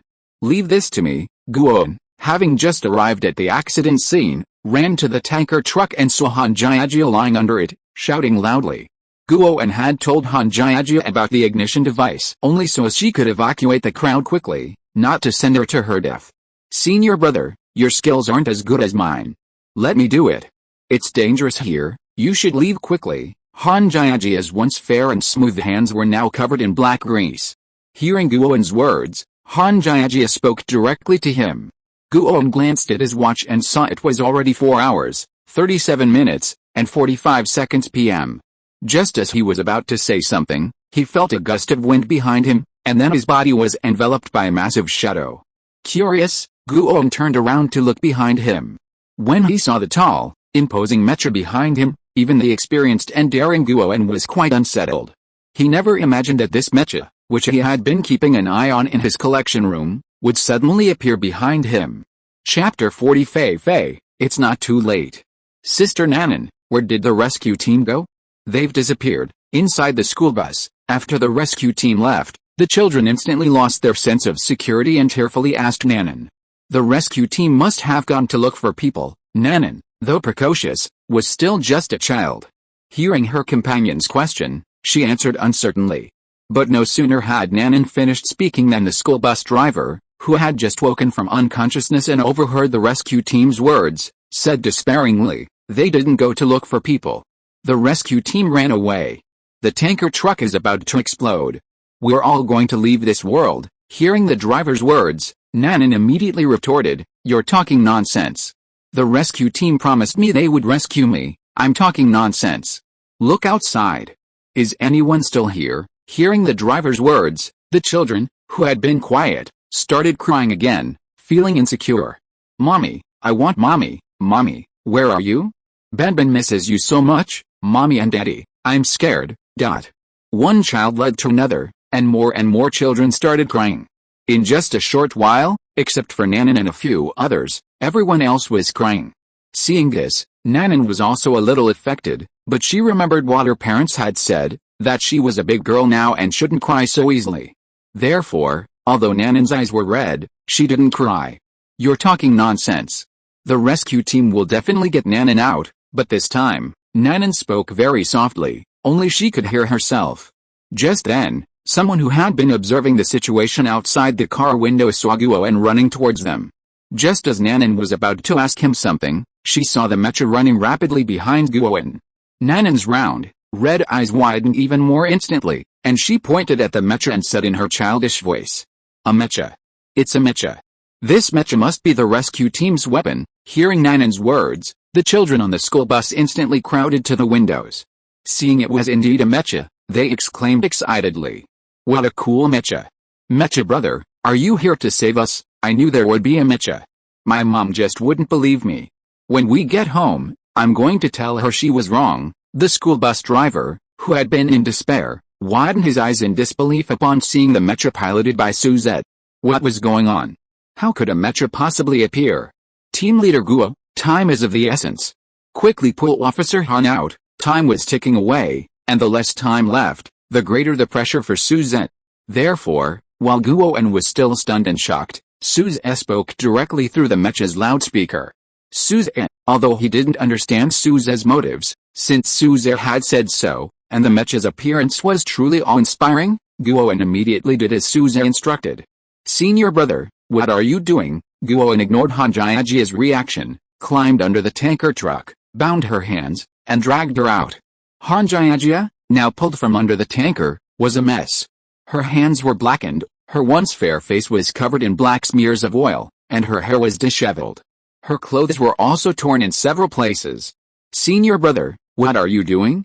Don't worry about me, just go, Han Jiajia complained to Guowen, but her complaints stopped when she saw the imposing Mecha behind him. This Mecha, what's going on? Suzette didn't answer Han Jiajia's question. After getting Han Jiajia and Guowen away, the Mecha, under their watchful eyes, arrived at the connection between the tanker truck and the driver's cab. Under their watchful eyes, the Mecha's two steel arms gripped the connecting bolts, and with a series of clicks, the once intact tanker truck was cleaved in two, the damaged cab completely separated from the rear tank. This Mecha's strength is terrifying. The Mecha's sheer power in splitting the tanker truck in two with its own strength left Guowen and Han Jiajia in disbelief. After separating the tanker truck, the Mecha immediately moved to the rear. Grabbing the rear, Suzette pulled hard, and the tanker truck moved backward with the Mecha, stopping only when there was enough space between the tanker truck and the cab for the Mecha to fit. With everything ready, Souza's Mecha stood in front of the tanker, grabbed the underside of the tanker truck with its arms, and lifted the front of it. Then, under the watchful eyes of Han Jiajia and Guowen, the mech pulling the tanker truck turned around and sped off towards the sunny beach. If the two hadn't quite understood the mech's initial actions, now, watching the tanker truck disappear into the distance, they understood its intentions perfectly. I never expected Souza to plan to use a mech to pull the tanker truck away from here. This plan, if they hadn't witnessed it firsthand, was truly insane. Hearing Guowen's words, Han Jiajia finally understood who was piloting the mech. It was Souza. The mech pulling the tanker truck accelerated rapidly, quickly reaching Souza's initial planned speed of 90 km per hour. Seeing that there were still 1 minute and 50 seconds left, Souza confidently said, "Fifi, don't worry, everything will be fine." Chapter 41 Fallen Angel, you two pieces of trash, just kill yourselves. Red Lotus, what do you think? Isn't it beautiful to see these Asians in such despair? Ice Wolf, holding binoculars, looked at the anxious yet helpless expressions on the faces of the parents of the children in the distance, all because of his actions. Ice Wolf let out a piercing laugh. Ice Wolf, you're so shameless. If your identity is discovered, you'll be beaten so badly your own mother won't recognize you. Red Lotus said gleefully upon hearing Ice Wolf's words. Discover them? Do you think they can discover us? Ice Wolf retorted, hearing Red Lotus's comment. Just as the two were feeling smug, the appearance of the Mecha caught them off guard. Ice Wolf, look over there. Red Lotus, holding binoculars, saw the rapidly moving Mecha and patted Ice Wolf beside her, exclaiming in surprise. Seeing Red Lotus's gesture, Ice Wolf looked in the direction she pointed. Then, the initial type Mecha piloted by Souza appeared in the binoculars. Are you kidding me? It's a Mecha, sitting on the edge of the bed, silently waiting for the tanker truck to explode. Ice Wolf and Red Lotus never expected to witness such an unbelievable product. A Mecha? Is this real life? Mechas, things that only exist in movies, how could they appear in real life? But their shock only lasted a moment. Ice Wolf and Red Lotus thought that even their own country, the United States, didn't have mechas, so how could the people of China possibly possess them? In their view, this Mecha was probably just someone's toy. However, the Mecha's next actions shattered their expectations. Through the binoculars, after the Mecha rushed to the accident scene, it fiddled with something, and Guowen pulled Han Jiajia, who had been lying under the tanker truck, out. The Mecha then pulled hard, splitting the tanker truck in two. Ice Wolf, did you see that? The tanker truck looks like it's been split in two by the mech. Holding binoculars, Hong Lian's lips, painted with red smears, widened slightly as she witnessed a mech split the tanker truck in two, clearly in disbelief at what she saw. Damn it, what kind of mech is that? It's so strong, it can actually tear a tanker truck in half. Ice Wolf reacted exactly the same way to Hong Lian's words. Thinking they were seeing things, the two rubbed their eyes and looked again, only to find they weren't mistaken. The tanker truck really had been split in two. And just when they thought the mech had stopped there, its next move sent chills down their spines. The fully loaded tanker truck, weighing approximately 45 tons, was easily dragged by the mech, pulled to a position about 2 meters from the cockpit. Then, the mech moved to the tanker truck, became its cab again, lifted it, and pulled it away at full speed. This series of actions, which left Ice Wolf and Red Lotus dumbfounded, also made the two foreign spies understand the Mecha's true intentions. Ice Wolf, this Mecha wants to pull the tanker truck and find a safe place to detonate it, Red Lotus exclaimed. This Mecha's method, though outrageous, was definitely effective. At the current speed of the tanker truck, it could indeed find a good spot to detonate. Ice Wolf and Red Lotus were frequently stationed in Chengdu City. As spies, understanding the situation in Chengdu City was a basic requirement. Based on their knowledge of the surrounding terrain, considering the time and range of the impending explosion, and the direction the Mecha was pulling the tanker truck, Red Lotus already had an answer in mind. The Mecha was going to pull the tanker truck to Sunny Beach. Ice Wolf and Red Lotus had considered everything thoroughly during the initial setup, but who could have imagined that Chengdu City would have a Mecha with such incredible power? Looking at the time, there were only 1 minute and 50 seconds left before the ignition device was activated. In the short time the two were still in shock, The tanker truck had already been pulled far enough away that it was beyond the range of the remote detonation. No, it's out of range. Ice Wolf pressed the remote control several times, but the tanker truck, now much smaller in the distance, didn't react at all. Ice Wolf understood that their plan to artificially control the explosion had failed. Now, all Ice Wolf and Red Lotus could do was hope that the Mecha's plan would fail and explode in a crowded area. Moreover, and most importantly, the tanker truck, originally intended to destroy their clues in the cockpit, had been taken away. If the clues remained, they would eventually be discovered by the security personnel, who would then be able to trace the location. This location was at risk of being exposed at any moment, so the two had to leave quickly. However, although this mission was essentially a failure, Ice Wolf and Red Lotus couldn't say they had gained nothing. After all, if it weren't for this incident, they wouldn't have known that Xia country had developed such a high-performance mecha. The two had, in a twist of fate, done something very good. Boss, there's something I need to report. After Ice Wolf and Red Lotus cleaned up all the items in the room that bore their traces, Red Lotus took out her communication device and contacted her superior. Was the assassination of Li Jianguo completed? Hearing Red Lotus's words, their superior, Fallen Angel, only cared about whether their mission was completed. Boss, it's like this. The plan went slightly wrong, so, before Red Lotus could finish speaking, Fallen Angel's angry voice came from the other end of the phone. A deviation, another deviation. You two tell me, have you ever completed a mission? Useless trash, you two should just kill yourselves. If you are listening to this novel on a channel other than Fanfic World, it means it was downloaded and re-uploaded without effort. We warmly invite you to visit our channel, Fanfic World. There you will find the original version of this story and many other novels of various genres. We look forward to seeing you dive into a world of incredible novels. Chapter 42 Road Clearance and Ensuring Smooth Traffic. As spies, Ice Wolf and Red Lotus were equipped with special devices for easy control. If their superior activated these devices, they would both die instantly. Therefore, they dared not hesitate for a moment at the orders of their superior, Fallen Angel. After hearing Fallen Angel order them to commit suicide, Red Lotus hurriedly said, afraid that Fallen Angel would hang up the phone after she finished speaking. Boss, it's our fault that we didn't handle this matter well. However, compared to Li Jianguo, we have made a major discovery this time. Mechas have appeared in Hongdu City. After saying that, Red Lotus sent the video of the mechas to Fallen Angel. At this moment, Red Lotus, who was holding the phone and talking, and Ice Wolf, who was eavesdropping next to the phone, had no longer the smug, godlike expressions they had just displayed. At this moment, the two of them were trembling, their voices were shaking, and their faces were filled with fear. They were completely different from their previous arrogant demeanor. After receiving the video sent by Red Lotus, Fallen Angel fell silent after watching it. When the Fallen Angel first heard Honglian mention Mecha, he assumed it was just a Mecha statue or toy model. He hadn't expected it to be a Mecha with such capabilities. Boss, according to our investigation, this Mecha was created by a toy designer in Hongdu City named Suzette. His wife is the famous actress Gao Luofei, and they live in. To save his own life, Honglian told the Fallen Angel everything she had gathered.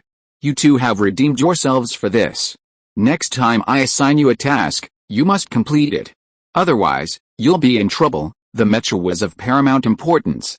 Militarily, if the US and China were to go to war, China possessing such powerful mechas would result in an overwhelming defeat.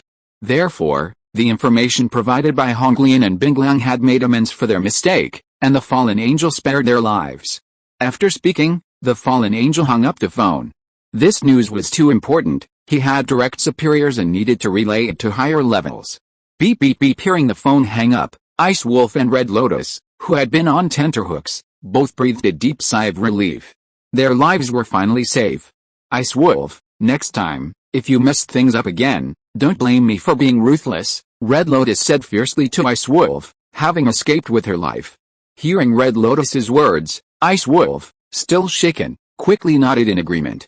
At this moment, everyone, including Guowen, was furious at the American spies, wishing they could dig 3 feet into the ground to find them and bring them to justice. However, the situation was urgent. The tanker truck explosion hadn't been dealt with yet, and they had no time to worry about it. Looking at the tanker truck, which was almost out of sight, Guowen knew this was a relatively busy area in Hongdu City, with many vehicles on the road. If the tanker truck exploded uncontrollably due to traffic congestion, no one could bear the responsibility. Therefore, Guowen immediately took out his phone and dialed the information specialist in the organization's intelligence and security department, immediately released the drone to track the mech's movements and sync the footage to my phone. Yes, team leader. Upon receiving Guowen's order, the information specialist, who had been waiting nearby, activated the drone equipped with a camera and headed towards the direction the mech was traveling. Soon, Guowen, who had opened the drone monitoring software on his phone, saw the mech speeding along the road. The mech was moving at an extremely high speed. Judging from the current wind speed and the drone's flight speed, it was at least around 90 kilometers per hour. A behemoth weighing 45 tons was being carried at such a high speed by the mech piloted by Suzette. The power and propulsion of this mech were incredible, and Guowen was amazed. On Xiasu Road, in this direction, within 2 minutes, that is, within a 5-kilometer radius, Suzette's destination should be here, the sunny beach. Looking at the real-time situation, Guowen immediately analyzed where Suzette intended to take the tanker truck. Having determined his destination, Guowen planned out the route in his mind: Xiasu Road, Changjiang Street, Sunshine Beach. Xiasu Road was manageable, with relatively few vehicles, but Changjiang Street was a different story. This was peak traffic time, prone to congestion, and if the tanker truck got stuck there, the consequences were unimaginable.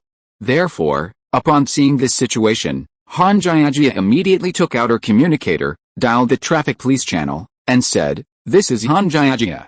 Emergency. A tanker truck about to explode is being towed by a mech at full speed towards Sunshine Beach, passing through Xiasu Road and Changjiang Street. Please, nearby comrades, immediately organize traffic control. This is Han Jiajia. Emergency. A tanker truck about to explode is being towed by a mech. This is Han Jiajia. Emergency." 3 times in a row. Although he didn't understand why Han Jiajia said the tanker truck was being towed by a mech, the situation was urgent, and prior arrangements had been made. All resources were at Han Jiajia's disposal. Since the task of clearing Xiasu Road and Changjiang Street was to be undertaken, it was to be done immediately. Traffic police on Xiasu Road and Changjiang Street, as well as those stationed nearby, rushed to the scene to direct and guide traffic.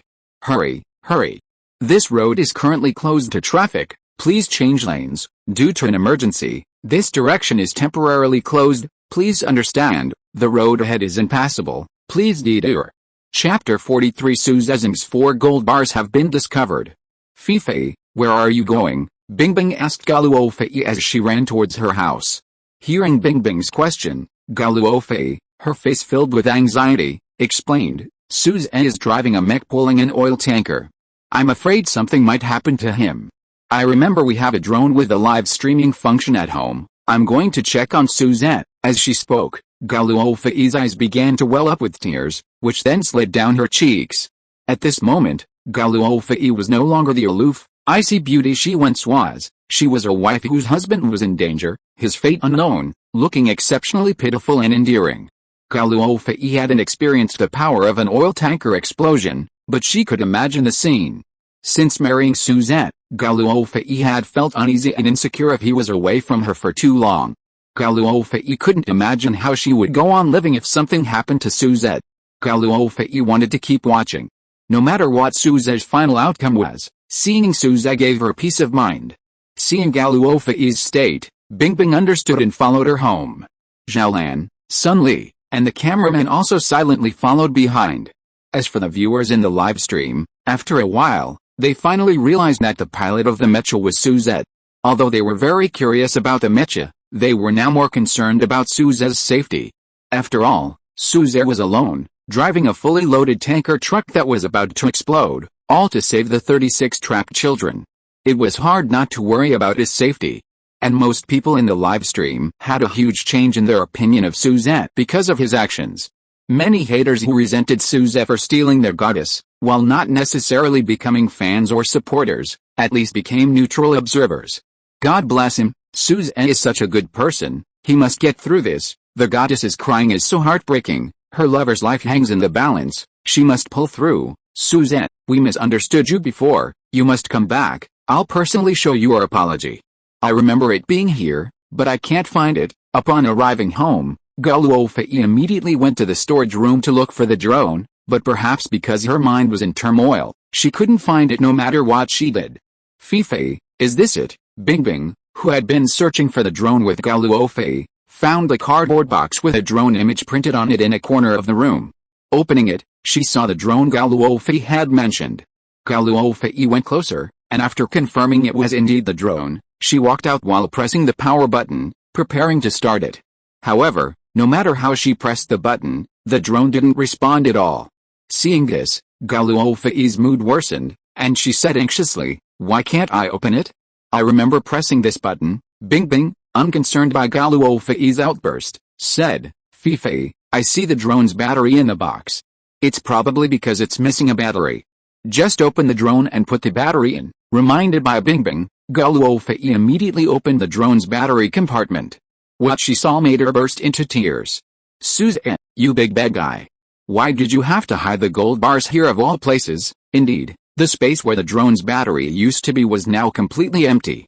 The small space was now bulging with 4 1-kilogram gold bars. The owner of these gold bars was none other than Suzette. The drone was a prize Suzette had won while shopping with Gao Luofei. When he won it, Gao Luofei had been overjoyed and adored it. But after bringing the drone home, Gao Luofei lost all interest in it. Seeing Gao Luofei's disinterest, Suzette, who happened to have 4 gold bars and didn't know where to put them, removed the drone's battery to store the gold bars. If it weren't for today's events, Gao Luofei wouldn't have touched the drone, even if it was ruined. But fate is unpredictable. Today, needing the drone, Suzette's 4 gold bars were found. Although it's sad, I can't help but laugh at this scene. "Suzette, you're the first person who makes me feel both sad and happy. Wow, amazing. He can even hide a secret stash of money here, 4 gold bars, over $1 million. Although Gao Luofei was angry and wanted to question Suzette about the gold bars, the situation was urgent, and she didn't say anything. She casually tossed the gold bars, worth around 1 or 300,000, on the ground like stones and inserted the drone's battery. However, although the battery was installed, it hadn't been used for a long time and was already unusable. No matter how Gao Luofei adjusted it, the drone didn't respond at all. Just as Gao Luofei was about to break down, she heard Guoan and Hanjiajia's voices in the distance. "Finally found you. I need your help." Panting, Guoan and Hanjiajia ran to the group and immediately explained the plan. "Here's what we've determined. Suzette plans to take the tanker truck to Sunshine Beach and detonate it. We've already made arrangements with Sunshine Beach. They'll be there with their doors wide open." Chapter 44. Can such a Xia kingdom really be defeated? Although Jiajia has already contacted the traffic department to clear the congestion, just in case, we plan to use the live streaming platform and the viewers in the chat to ask the drivers about to embark on this journey to cooperate. As Guoan spoke, many viewers in the live stream, including Gao Luofei and Bingbing, heard him. They had only vaguely understood Suzette's actions of driving his mech towing the tanker truck. But after Guoan's words, they understood what Suzette was planning to do. Sunny Beach was about 5 kilometers away. The tanker truck was scheduled to explode at 1640, and now there was only 1 minute left until that time. These figures made everyone realize the immense pressure Suzette was facing. A slight misstep could mean Suzette perishing along with the tanker truck.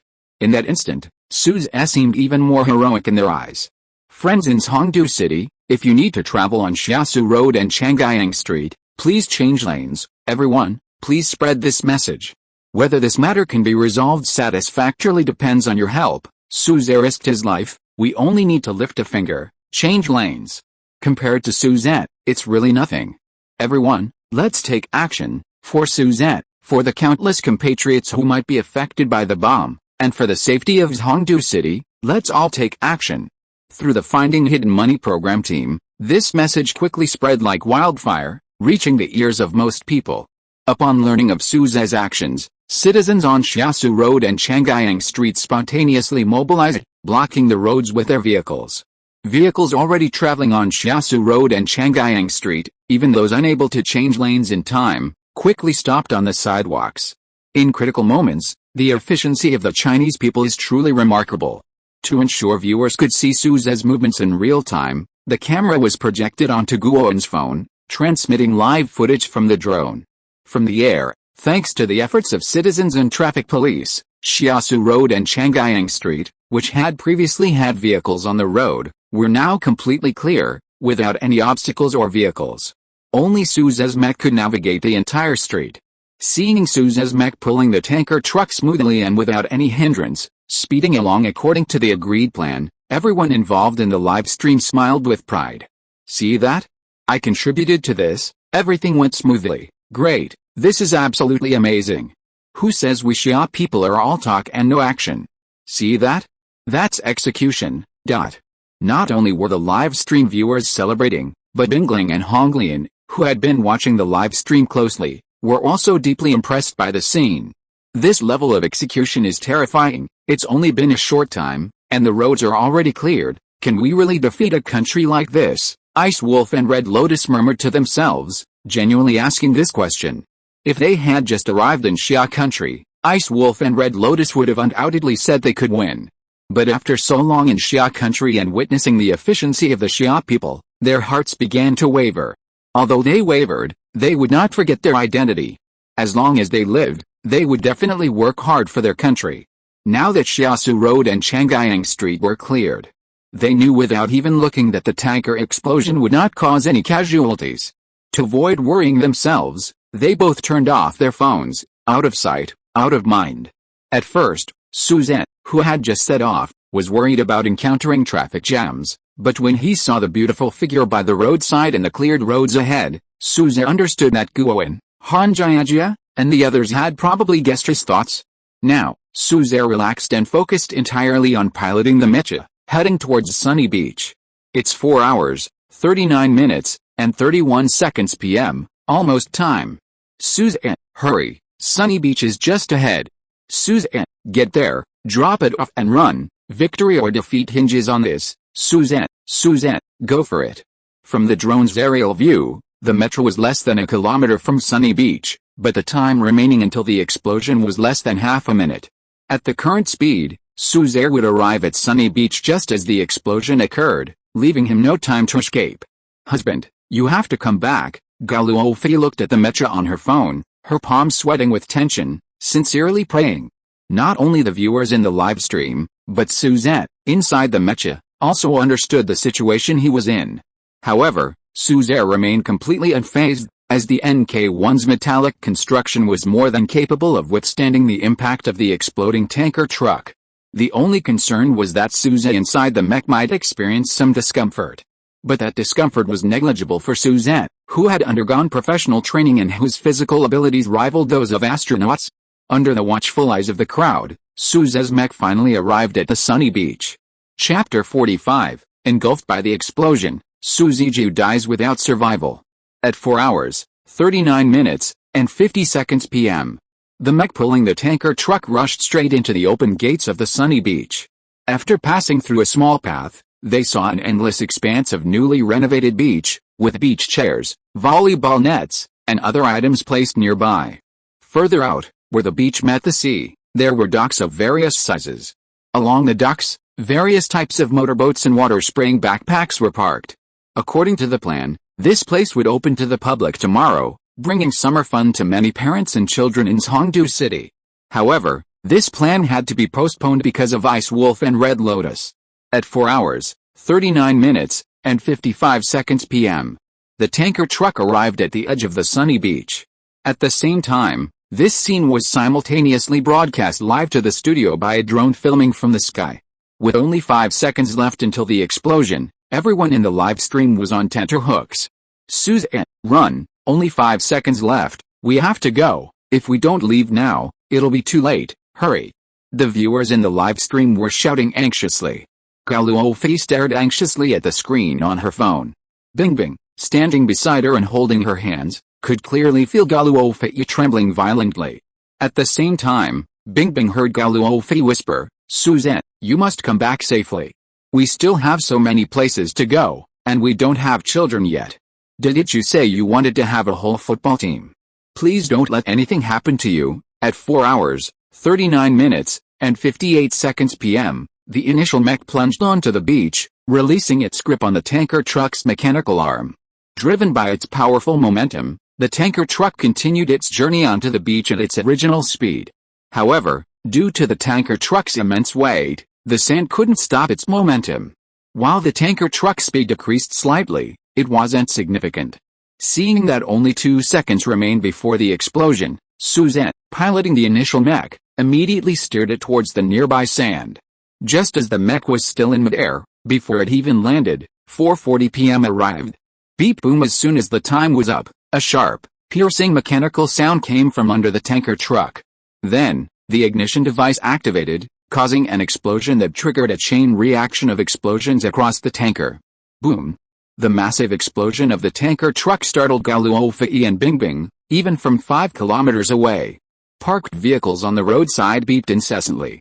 Pets like dogs and cats scattered in fright, barking incessantly. Through the drone's footage, everyone saw the tanker truck, which had been traveling at high speed, instantly engulfed by a massive burst of flames the moment the time was up. In just 1 second, the flames shot straight into the sky. If the drone hadn't been flying at a high enough altitude, it probably would have been consumed by the explosion. Accompanying the flames was thick black smoke, which drifted towards the horizon with the wind. The massive plume of smoke was highly visible in the city, clearly discernible even from 10 kilometers away. The smoke obscured a drone's view. All that could be seen was the area where the mech and tanker had been, engulfed in flames and thick black smoke, making it impossible to discern the actual situation. The power of that explosion was terrifying. If it had exploded near the school bus, the consequences would have been unimaginable. That damned spy. I hope I never run into him, or I'll make him pay. It's a good thing the explosion didn't happen in the city center, but it seems Suzette didn't escape. He should be alright. After all, he has the mech's protection. Mech? I admit mechas are powerful, but you have to understand, the impact of such a massive explosion is not to be underestimated. The pressure Suzette has to withstand is greater than you imagine, beyond what the human body can handle. You're absolutely right. This pressure is equivalent to dozens of people pressing down on you at the same time. Do you think you could withstand that? No way. Does that mean Suzette might have met with an accident? Although I hate to say it, that's probably the most likely outcome, since we can't even see a trace of the mech now. If the goddess knew this news, how heartbroken she would be. Why? Don't good people get their due? Fire and rescue teams, ambulances, hurry over there. There might still be hope. Suzette, you'll be alright. Watching the Mecha be instantly engulfed by the explosion, 2 lines of tears slid down Gao Luofei's cheeks as she silently whispered, Fifei, Suzette will definitely be alright. Don't be sad. Even without being there in person, the footage from the drone clearly showed that when the explosion occurred, the Mecha had no time to dodge and was instantly engulfed by flames. Although she didn't want to believe it, logically speaking, Suzette's chances of survival were slim. However, even though she knew this was the outcome, Bingbing still comforted Gao Luofei. After all, Bingbing knew how deep Gao Luofei's feelings for Suzette were, and what would Gao Luofei do if Suzette were gone? Fifei, Bingbing comforted Gao Luofei, but seeing that Gao Luofei's head was bowed and unresponsive, Bingbing immediately sensed something was wrong. Lifting Gao Luofei's head, Bingbing saw that Gao Luofei's face was deathly pale, her eyes tightly closed, clearly indicating that she had fainted. In a previous episode, Bingbing had just learned first aid techniques. She pressed on Gao Luofei's philtrum, and after this emergency procedure, Gao Luofei slowly regained consciousness.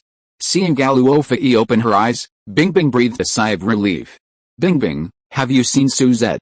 Chapter 46. With such a massive explosion, no one could survive. We haven't seen Suzette yet. Although reluctant, Bingbing told the truth. However, fearing that Gao Luofei might faint again from the shock, she quickly added, but Fifei, what we're seeing now is only what the drone is showing.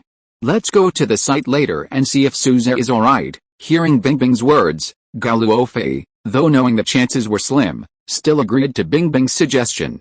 The viewers in the live stream also had their hopes rekindled after hearing Bingbing's words. Honglian, I'm so happy. Let that kid be a hero. Now look what happened. With such a huge explosion, he's definitely been blown to pieces. Bing Lang, who had initially said he wouldn't watch the live stream, couldn't resist his curiosity and opened the live stream again. When he saw the mech engulfed by the explosion, he felt incredibly relieved. If it weren't for Suzette, he wouldn't be in such a sorry state. Now that Suzette was dead, he wanted to open a bottle of champagne to celebrate. Hearing Bing Lang's words, Honglian wasn't as optimistic. Ice Wolf, don't jump to conclusions. In Honglian's view, Unless she saw Suzette die with her own eyes, no final conclusion could be drawn. No way, Honglian, you don't really think anyone could survive such a huge explosion, do you? Ice Wolf said dismissively to Honglian's words. Meanwhile, Suzette, who was being cared for by everyone, was perfectly fine inside the Mecha. Although the initial Mecha didn't have Iron Man's superhuman shock absorption technology when it was built, it still incorporated technology far exceeding shock absorption effects. Suzette wasn't injured at all, not even a slight bump. As for the high temperature outside, thanks to the excellent heat insulation of the NK-1 and the Mecha's built-in temperature control device, Suzette couldn't feel the external heat at all. Look! Something looks like it's coming out of the flames. It looks like a humanoid thing. Do you think it could be a Mecha? You're seeing things. How could anything come out of such a huge fire? Just then, the drone that had been filming from above, obscuring the view, descended to a position 10 meters above the beach as requested by Guon. Without the thick smoke obscuring the view, under everyone's watchful eyes, the raging flames were cleaved in two by the Mecha. Surrounded by flames, the initial Mecha leaped out and landed steadily on the beach, revealing its rugged and technologically advanced appearance. That scene of leaping out of the flames was so cool. The mech is alright, that's great. Judging from this, Suzette should be fine. Suzette is safe. Good deeds are rewarded. That was awesome. This scene is 100 times better than in the movies. I want to watch this scene 100 times a day from now on. This mech is amazing. It can even withstand such a huge explosion. I want to buy one. Buy one? Forget it. You might not be able to afford it even if you work for 10,000 years. Seeing the mech jump out of the flames without any obvious damage, the viewers in the live stream were in an uproar, and their worries about Suzette were relieved. Fifi, look, Suzette is alright. Hearing Bingbing's words, Gao Luofei's face, which had been ashen, broke into a smile. Seeing that the mech was alright, Gao Luofei was overjoyed. That Suzette guy, he's so annoying. I'll definitely teach him a lesson when he gets back, making everyone worry so much. As for Guon, Hanjiajia, and the others, seeing that the mech wasn't badly damaged, they also breathed a sigh of relief and were very impressed with Suzette. Suzette was able to build such a powerful mech. If it were used in actual combat, who would dare to provoke him in the future? However, compared to the others, Li Jiangul, who had been watching the live stream, reacted differently. He remained calm before and after the explosion. While the explosion of a tanker truck carrying 40 tons of gasoline was indeed powerful, especially in the core blast zone, where even ashes might not remain, if Suzette's mech had been made of other materials, it would have been a certain death sentence. But after the professional testing, Li Jiangul knew that the materials used in Suzette's mech were superior to those of the NSC-1. This material had excellent strength and load-bearing capacity. Therefore, seeing the mech emerge from the flames, Li Jiangul was not surprised at all. Now that the tanker truck incident was over, Suzette didn't linger and drove his mech towards his home. Shortly after the Mecha left, ambulances, fire trucks, and police cars arrived with sirens blaring. After parking the vehicles in appropriate locations, the police officers set up red caution tape to prevent curious onlookers from getting too close and touching the explosion site and the highly effective Mecha. The fire trucks then approached the tanker truck. Because it was a tanker truck explosion, ordinary water cannons were ineffective. Therefore, 2 foam fire trucks were used. Upon arrival, the rescue personnel skillfully and efficiently aimed the foam at the tanker truck to extinguish the fire. Soon, the flames on the sunlit beach from the exploding tanker truck were extinguished by the firefighters using foam fire trucks. Due to the large aftershocks of the explosion, debris of various sizes was scattered throughout the area near the tanker truck on the sunlit beach. Chapter 47. Suzette and Gao Luofei are showing off their love again. The once golden sand, pristine white beach chairs, tables, umbrellas, and jet skis along the shore were now covered in a layer of black oil and dust, with many scratched by debris from the explosion. Considering the damage at the scene and the delayed opening of Sunshine Beach, the estimated loss was around 1 million yuan. However, this loss was still within a manageable range. After all, if the tanker truck had actually exploded in that area, not only would nearly 40 lives have been lost, but the nearby commercial district and residential buildings would have been significantly affected. Compared to that, this loss was truly insignificant. And all of this was thanks to Suzette. Compared to before, when he had to tow the tanker truck, the Mecha was now much lighter. Traffic control on Xiasu Road and Changyang Street was still in effect. Therefore, after a rapid drive, Suzette, piloting the initial type Mecha, saw Jinlin residential area in just 1 minute. Wife, Gao Luofei turned her head and saw Suzette jump down from the intact Mecha and stand before her. At that moment, tears welled in Gao Luofei's eyes. Husband, do you know how worried I was about you? Please don't do such risky things again, okay? Gao Luofei hugged Suzette and said gently. Hearing Gao Luofei's words, Suzette stroked her delicate nose and said, don't worry, your husband always knows what he's doing. Wife, do you remember what I said when we got married? I wouldn't let you be sad about anything. That's my promise, Suzette said to Gao Luofei, word by word. Hearing Suzette's words, Gao Luofei felt a warmth in her heart. While hugging Suzette, she stood on tiptoe and gave him a big reward. Seeing this heartwarming scene, Bingbing, Zhaolan, Sun Li, and the cameraman couldn't help but smile like doting ants. So sweet. This scene was also seen by the viewers in the live stream, who felt a pang of sympathy upon seeing it. I knew I should have turned off the live stream, it was too sweet. What did I, a single dog, do wrong to deserve this punishment? I can't take it anymore. I need to find a boyfriend who loves me this much. It's so sweet. I declare that anyone who breaks up this couple is my enemy. While Suzette and Gao Luofei were being affectionate, the children were rescued. Seeing their children, the anxious parents rushed to them. My child, Mom was so worried. Mom, I'm okay. Thanks to the rescue team and the Mecha brother, I want to thank them properly. Yes, we must thank them. If it weren't for them, Mom would never have seen her baby again. Nanan, why did you insist on being the last one out? After rescuing Nanan, Wang Quanzi asked her the question that had been bothering him. Hearing Wang Quanzi's question, Nanan finally spoke up, saying, Uncle, the other children are trapped here with me, and the parents must be very anxious.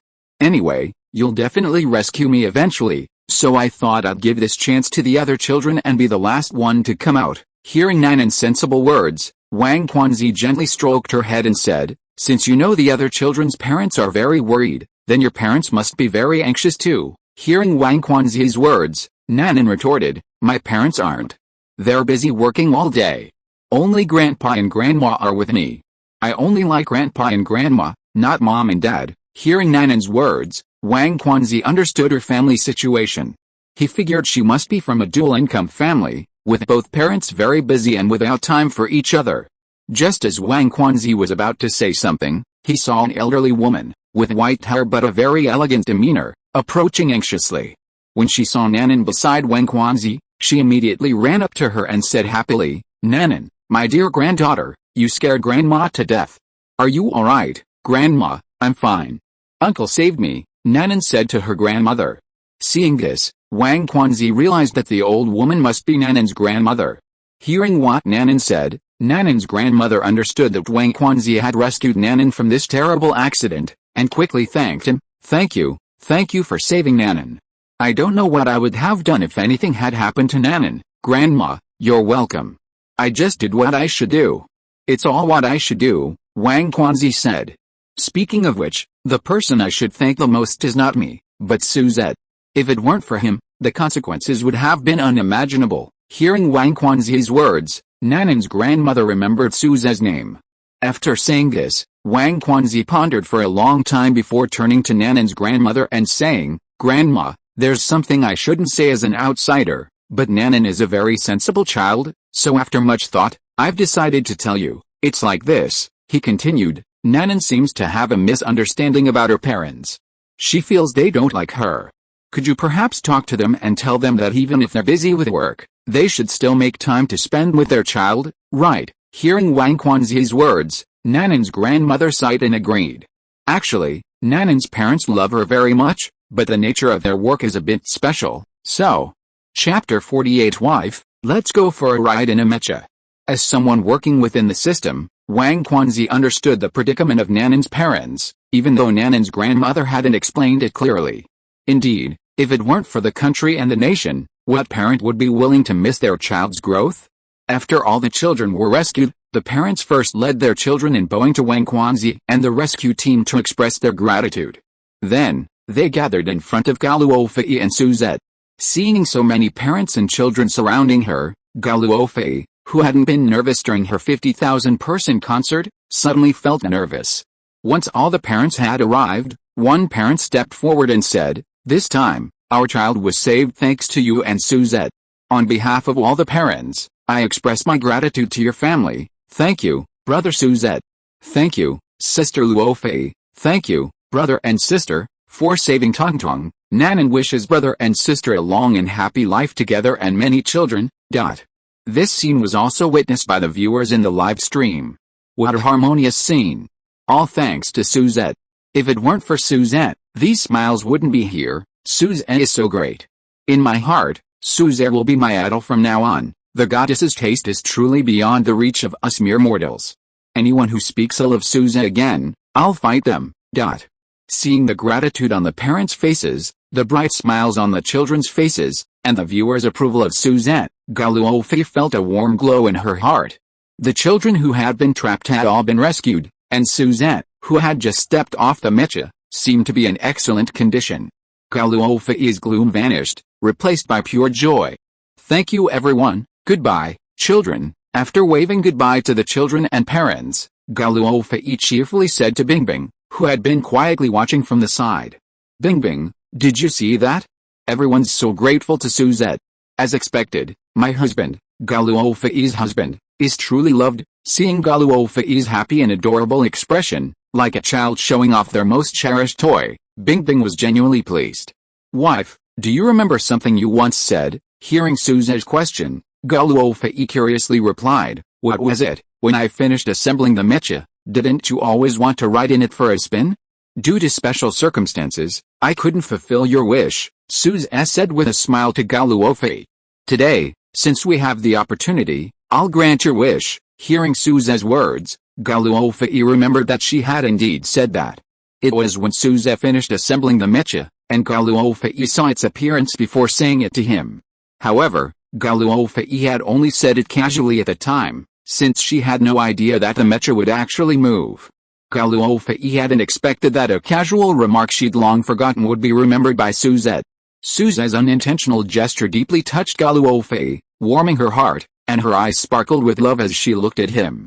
"Husband, marrying you is truly a blessing from my past life." Hearing Gao Luofei's words, Suzette gently tapped her nose and said, "Not at all. Marrying such a beautiful and virtuous wife is also my blessing." Seeing the loving couple, Bingbing felt a lump in her throat. Thinking about how she wasn't married yet, and seeing Suzette and Gao Luofei so affectionate, made Bingbing feel uneasy. As for the others present, their feelings after witnessing the scene varied, but most offered their blessings to Suzette and Gao Luofei.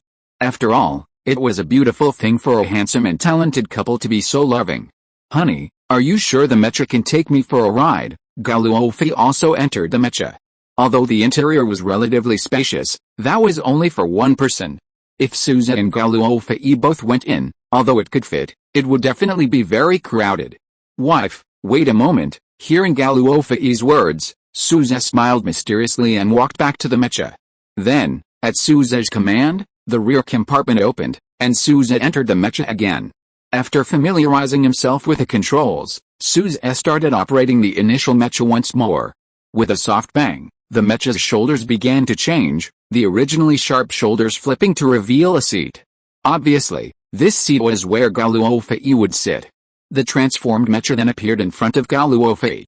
Then, under Gao Luofei's gaze, the Mecha knelt on one knee, its two arms extended in front of her, hands clasped tightly together, clearly waiting for her to stand on it. Seeing this, Gao Luofei took a step forward, grabbing the Mecha arm with both hands and placing her feet on its palms. "Wife, are you okay?" Hearing Suzette's question, Gao Luofei tightened her grip on the Mecha arm and gave Suzette a thumbs up. Seeing that Gao Luofei was secure, Suzette manipulated the mechanical arm to slowly raise it, gently placing Gao Luofei on the seat on the Mecha's shoulder. Gao Luofei had initially thought the seat on the Mecha's shoulder would be hard and uncomfortable, but when she actually sat down, she found that while it wasn't as comfortable as her sofa at home, it was about the same comfort level as the seat inside the Mecha. Gao Luofei had initially thought that this seat would be very easy to fall off, but after sitting down, she found that she was quite safe. If you are listening to this novel on a channel other than Fanfic World, it means it was downloaded and re-uploaded without effort. We warmly invite you to visit our channel, Fanfic World. There you will find the original version of this story and many other novels of various genres. We look forward to seeing you dive into a world of incredible novels. Chapter 49, Taking a Ride Home in a Mecha. My secret stash of money was discovered again. Even as Suze maneuvered the mecha from a kneeling position to a standing one, Gao Luofei only felt that the things in front of her were getting farther and farther away. She didn't feel any other discomfort, and the feeling of falling off at any moment was completely non-existent. At this moment, Gao Luofei, sitting on the broad shoulder of the initial generation mecha, appeared incredibly petite despite being 1.7 meters tall. However, this scene filled everyone with envy. Who else but Gao Luofei could sit on the shoulder of such a majestic mecha? Instantly, the live stream chat exploded again. Seeing a mecha that could move and had saved dozens of lives was already shocking enough, but now, seeing Gao Luofei sitting on the shoulder of a walking mecha was truly an eye-opener for them. Gao Luofei is actually sitting in a mecha. This is so cool. I'm so envious. Everyone else goes for a drive in a sports car or yacht, but Gao Luofei goes for a drive in a mecha. So cool. She must be the first person in the world to be able to go for a drive in a mecha. The goddess is so lucky. Suzette, can you open a mecha drive tour? I'll pay even if the ticket price is 10,000 or 100,000. Compared to this, those sports cars and yachts are just weak. Sigh, if only I had a husband like Suzette. I can only be envious. Bing Bing, do you want to come for a drive? Gao Luofei sent an invitation to Bing Bing. Hearing Gao Luofei's invitation, Bing Bing was tempted, but still shook her head. Fifei, I won't be a third wheel and disturb you too, wife. Going home, a window opened in front of the mecha, just in time to see Suze's upper body. Suzette turned to ask Gao Luofei. Husband, let's go home, Gao Luofei excitedly said to Suzette upon hearing his words. Yes, my dear wife. Suzette turned his mecha around and headed towards his home. A gentle breeze, carrying the warmth of summer, caressed Gao Luofei's beautiful face, her long, black hair fluttering in the wind, making her look exceptionally beautiful. Suzette, in autopilot mode, was captivated by Gao Luofei's stunning beauty. Husband, why are you looking at me like that? Gao Luofei turned her head and saw Suzette staring at her intently, smiling as she asked. You're my wife, I can never get enough of looking at you. Wife, I love you, Suzette replied upon hearing Gao Luofei's question. In truth, if it had been a year earlier, Suzette himself wouldn't have believed that someone who didn't usually express his feelings would actually say these words. Perhaps, this was fate. Suzette had changed so much since meeting Gao Luofei. It wasn't that Suzette could do that, but rather that things had changed imperceptibly. Hearing Suzette's words, Gao Luofei smiled brightly at him and replied, Husband, me too. I love you too, I'll love you forever. Suzette piloted the mecha into the storage room. Once the mecha was back in its original position, Suzette first placed Gao Luofei from the mecha's shoulder onto the floor. Then, the mecha's outer shell closed, and after everything was shut down, the rear hatch opened. Suzette stepped out and stood beside Gao Luofei. Hearing the commotion inside the storage room, Li Jianguo knew that Suzette and Gao Luofei had returned. Li Jianguo came down from the second floor and walked to the door of the collection room. He said to Suzette and Gao Luofei, Suzette, you handled this matter very well today. However, you need to consider your safety in the future. Hearing Li Jianguo's praise, Suzette replied with a smile, Academician Li, you are too kind. There's nothing to praise about these things. I just did what I could. Suzette, you're being too modest. Gao Luofei was also very pleased to hear Academician Li Jianguo's praise of Suzette. After Suzette and Gao Luofei got off the mecha, they saw the mess in the collection room.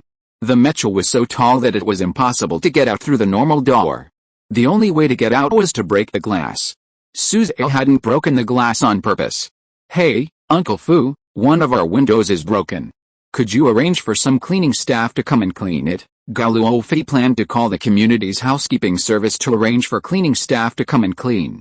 Because it's a high-end residential area, the housekeeping staff have all undergone rigorous professional training. With them cleaning, there's no need to worry about being secretly filmed or doing anything improper.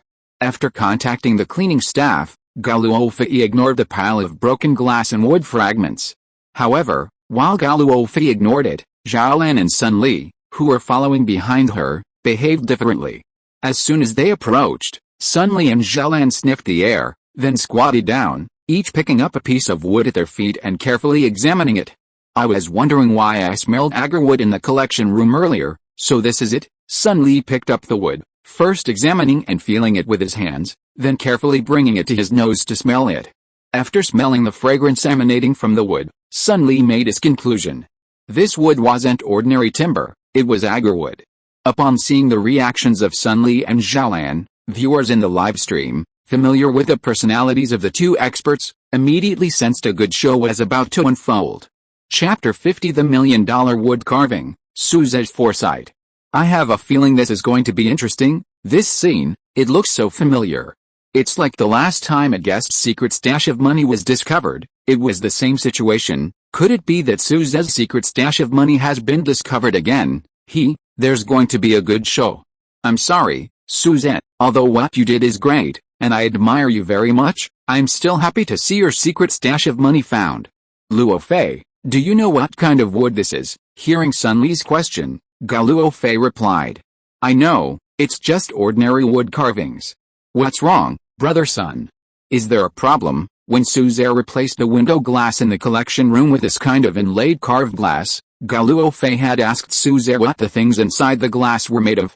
At that time, Suze said that those exquisite wood carvings were just ordinary wood carvings and not worth much. Gao Luofei didn't know much about this, so she didn't care much, and at the time, Gao Luofei thought Suze wouldn't lie to her, so she didn't say anything more. Now, hearing Sun Li's question, Gao Luofei had a bad feeling. Could it be that Suze had lied to her again? Hearing Gao Luofei's words, Sun Li and Xiaolan understood that this was probably Suze's secret stash of money again. Under Gao Luofei's curious gaze, Sun Li said, if I'm not mistaken, this wood should be made of agarwood. Upon hearing it was agarwood, Gao Luofei knew in her heart that Suze had indeed lied to her again, and this must also be Suze's secret stash of money. Agarwood, although Gao Luofei didn't know the exact price, she knew that agarwood was definitely expensive. Then, ignoring Gao Luofei's reaction, Sun Li continued. It's a pity. My attention was all on the Mecha, and I didn't notice this.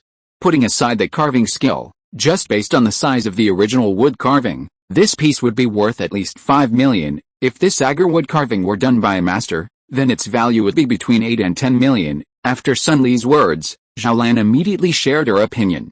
Xiaolan's opinion was simple, basically the same as what Sun Li said. However, Xiaolan added, although it's a pity, the wood carving is now severely damaged and definitely cannot be restored. However, this piece of agarwood I have is worth about 10,000 yuan. If these scattered pieces of agarwood on the ground were collected, they could be sold for 3 or 4 million, which would be enough to recoup some of the loss. Hearing Xiaolan's words, the viewers in the live stream flooded the chat with comments. That spendthrift Suzette, of all places to leave, he had to go out this way. He's lost nearly 1 million in total. It's heartbreaking. The goddess has been fooled again. Who knew Suze could hide a secret stash of money here? I see this glass is made by a well-known brand. I wonder how Suze managed to get them to agree to it. A piece of wood is worth more than my monthly salary. I'm going to pick it up right now. That's outrageous. Another million-level secret stash. Just how rich is Suzette? But this is so exciting. I'm increasingly curious about how much more secret stash Suze has that we'll find. Agarwood, I have to take a look. Hearing it was agarwood, Bingbing immediately squatted down, picked up a relatively large piece of wood, and examined it carefully. She brought it to her nose and smelled a faint but very rich fragrance. This fragrance made Bingbing feel very comfortable. The fragrance emanating from the wood seemed very familiar to Gao Luofei, but she couldn't quite place where she had smelled it before. Now, after hearing what Xiaolan and Sun Li said, she realized that the scent was indeed that of agarwood. Hearing Xiaolan mention a potential loss of 1 million, Gao Luofei wasn't particularly distressed. 1 million was just the salary for 2 episodes of a TV series for her. What truly bothered her was that Suze had lied to her again. Actually, the real loss wasn't that significant. Suze had only spent a little over 3 million when he bought the agarwood, so even if he suffered a loss, it wouldn't be as large as Xiaolan claimed. Although she wasn't short of money, Gao Luofei couldn't treat the agarwood like ordinary wood. Originally intending to have the cleaning staff sweep it up, she picked up her phone and contacted Uncle Fu, asking him to arrange for someone to separate the glass shards from the agarwood for safekeeping. By the way, Do you guys think it might be a promotional event by the glass manufacturer? Suzette probably didn't know the wood carvings were made of agarwood. Yeah, I think that's possible. Hey buddy, are you sure you didn't get paid by Suzette? Could you be Suzette? Yaoli Glass definitely didn't hold this event. After so many episodes, I've seen a lot of ridiculous reasons, but this one is just too outrageous. Just because you didn't know about the event doesn't mean it didn't exist. These comments about a manufacturer's promotion were actually correct. The viewers in the live stream were right. They were all arranged by Suzette himself. Back when he was piloting the mech to break the glass of the collection room for rescue, Suzette had already thought that the two experts from the Finding Hidden Money program were still there. With their abilities, they could easily tell that this wasn't ordinary wood. Then, when he talked to Gao Luofei about it, she would discover his hidden stash of money. That would be hard to explain. End of this chapter. Thank you so much for reading until the end. Don't forget to give it a like. Looking for more exclusive content and immediate access? Subscribe to our Patreon. Remember, every like, subscription or donation encourages us to continue. Thank you all. See you in the next video.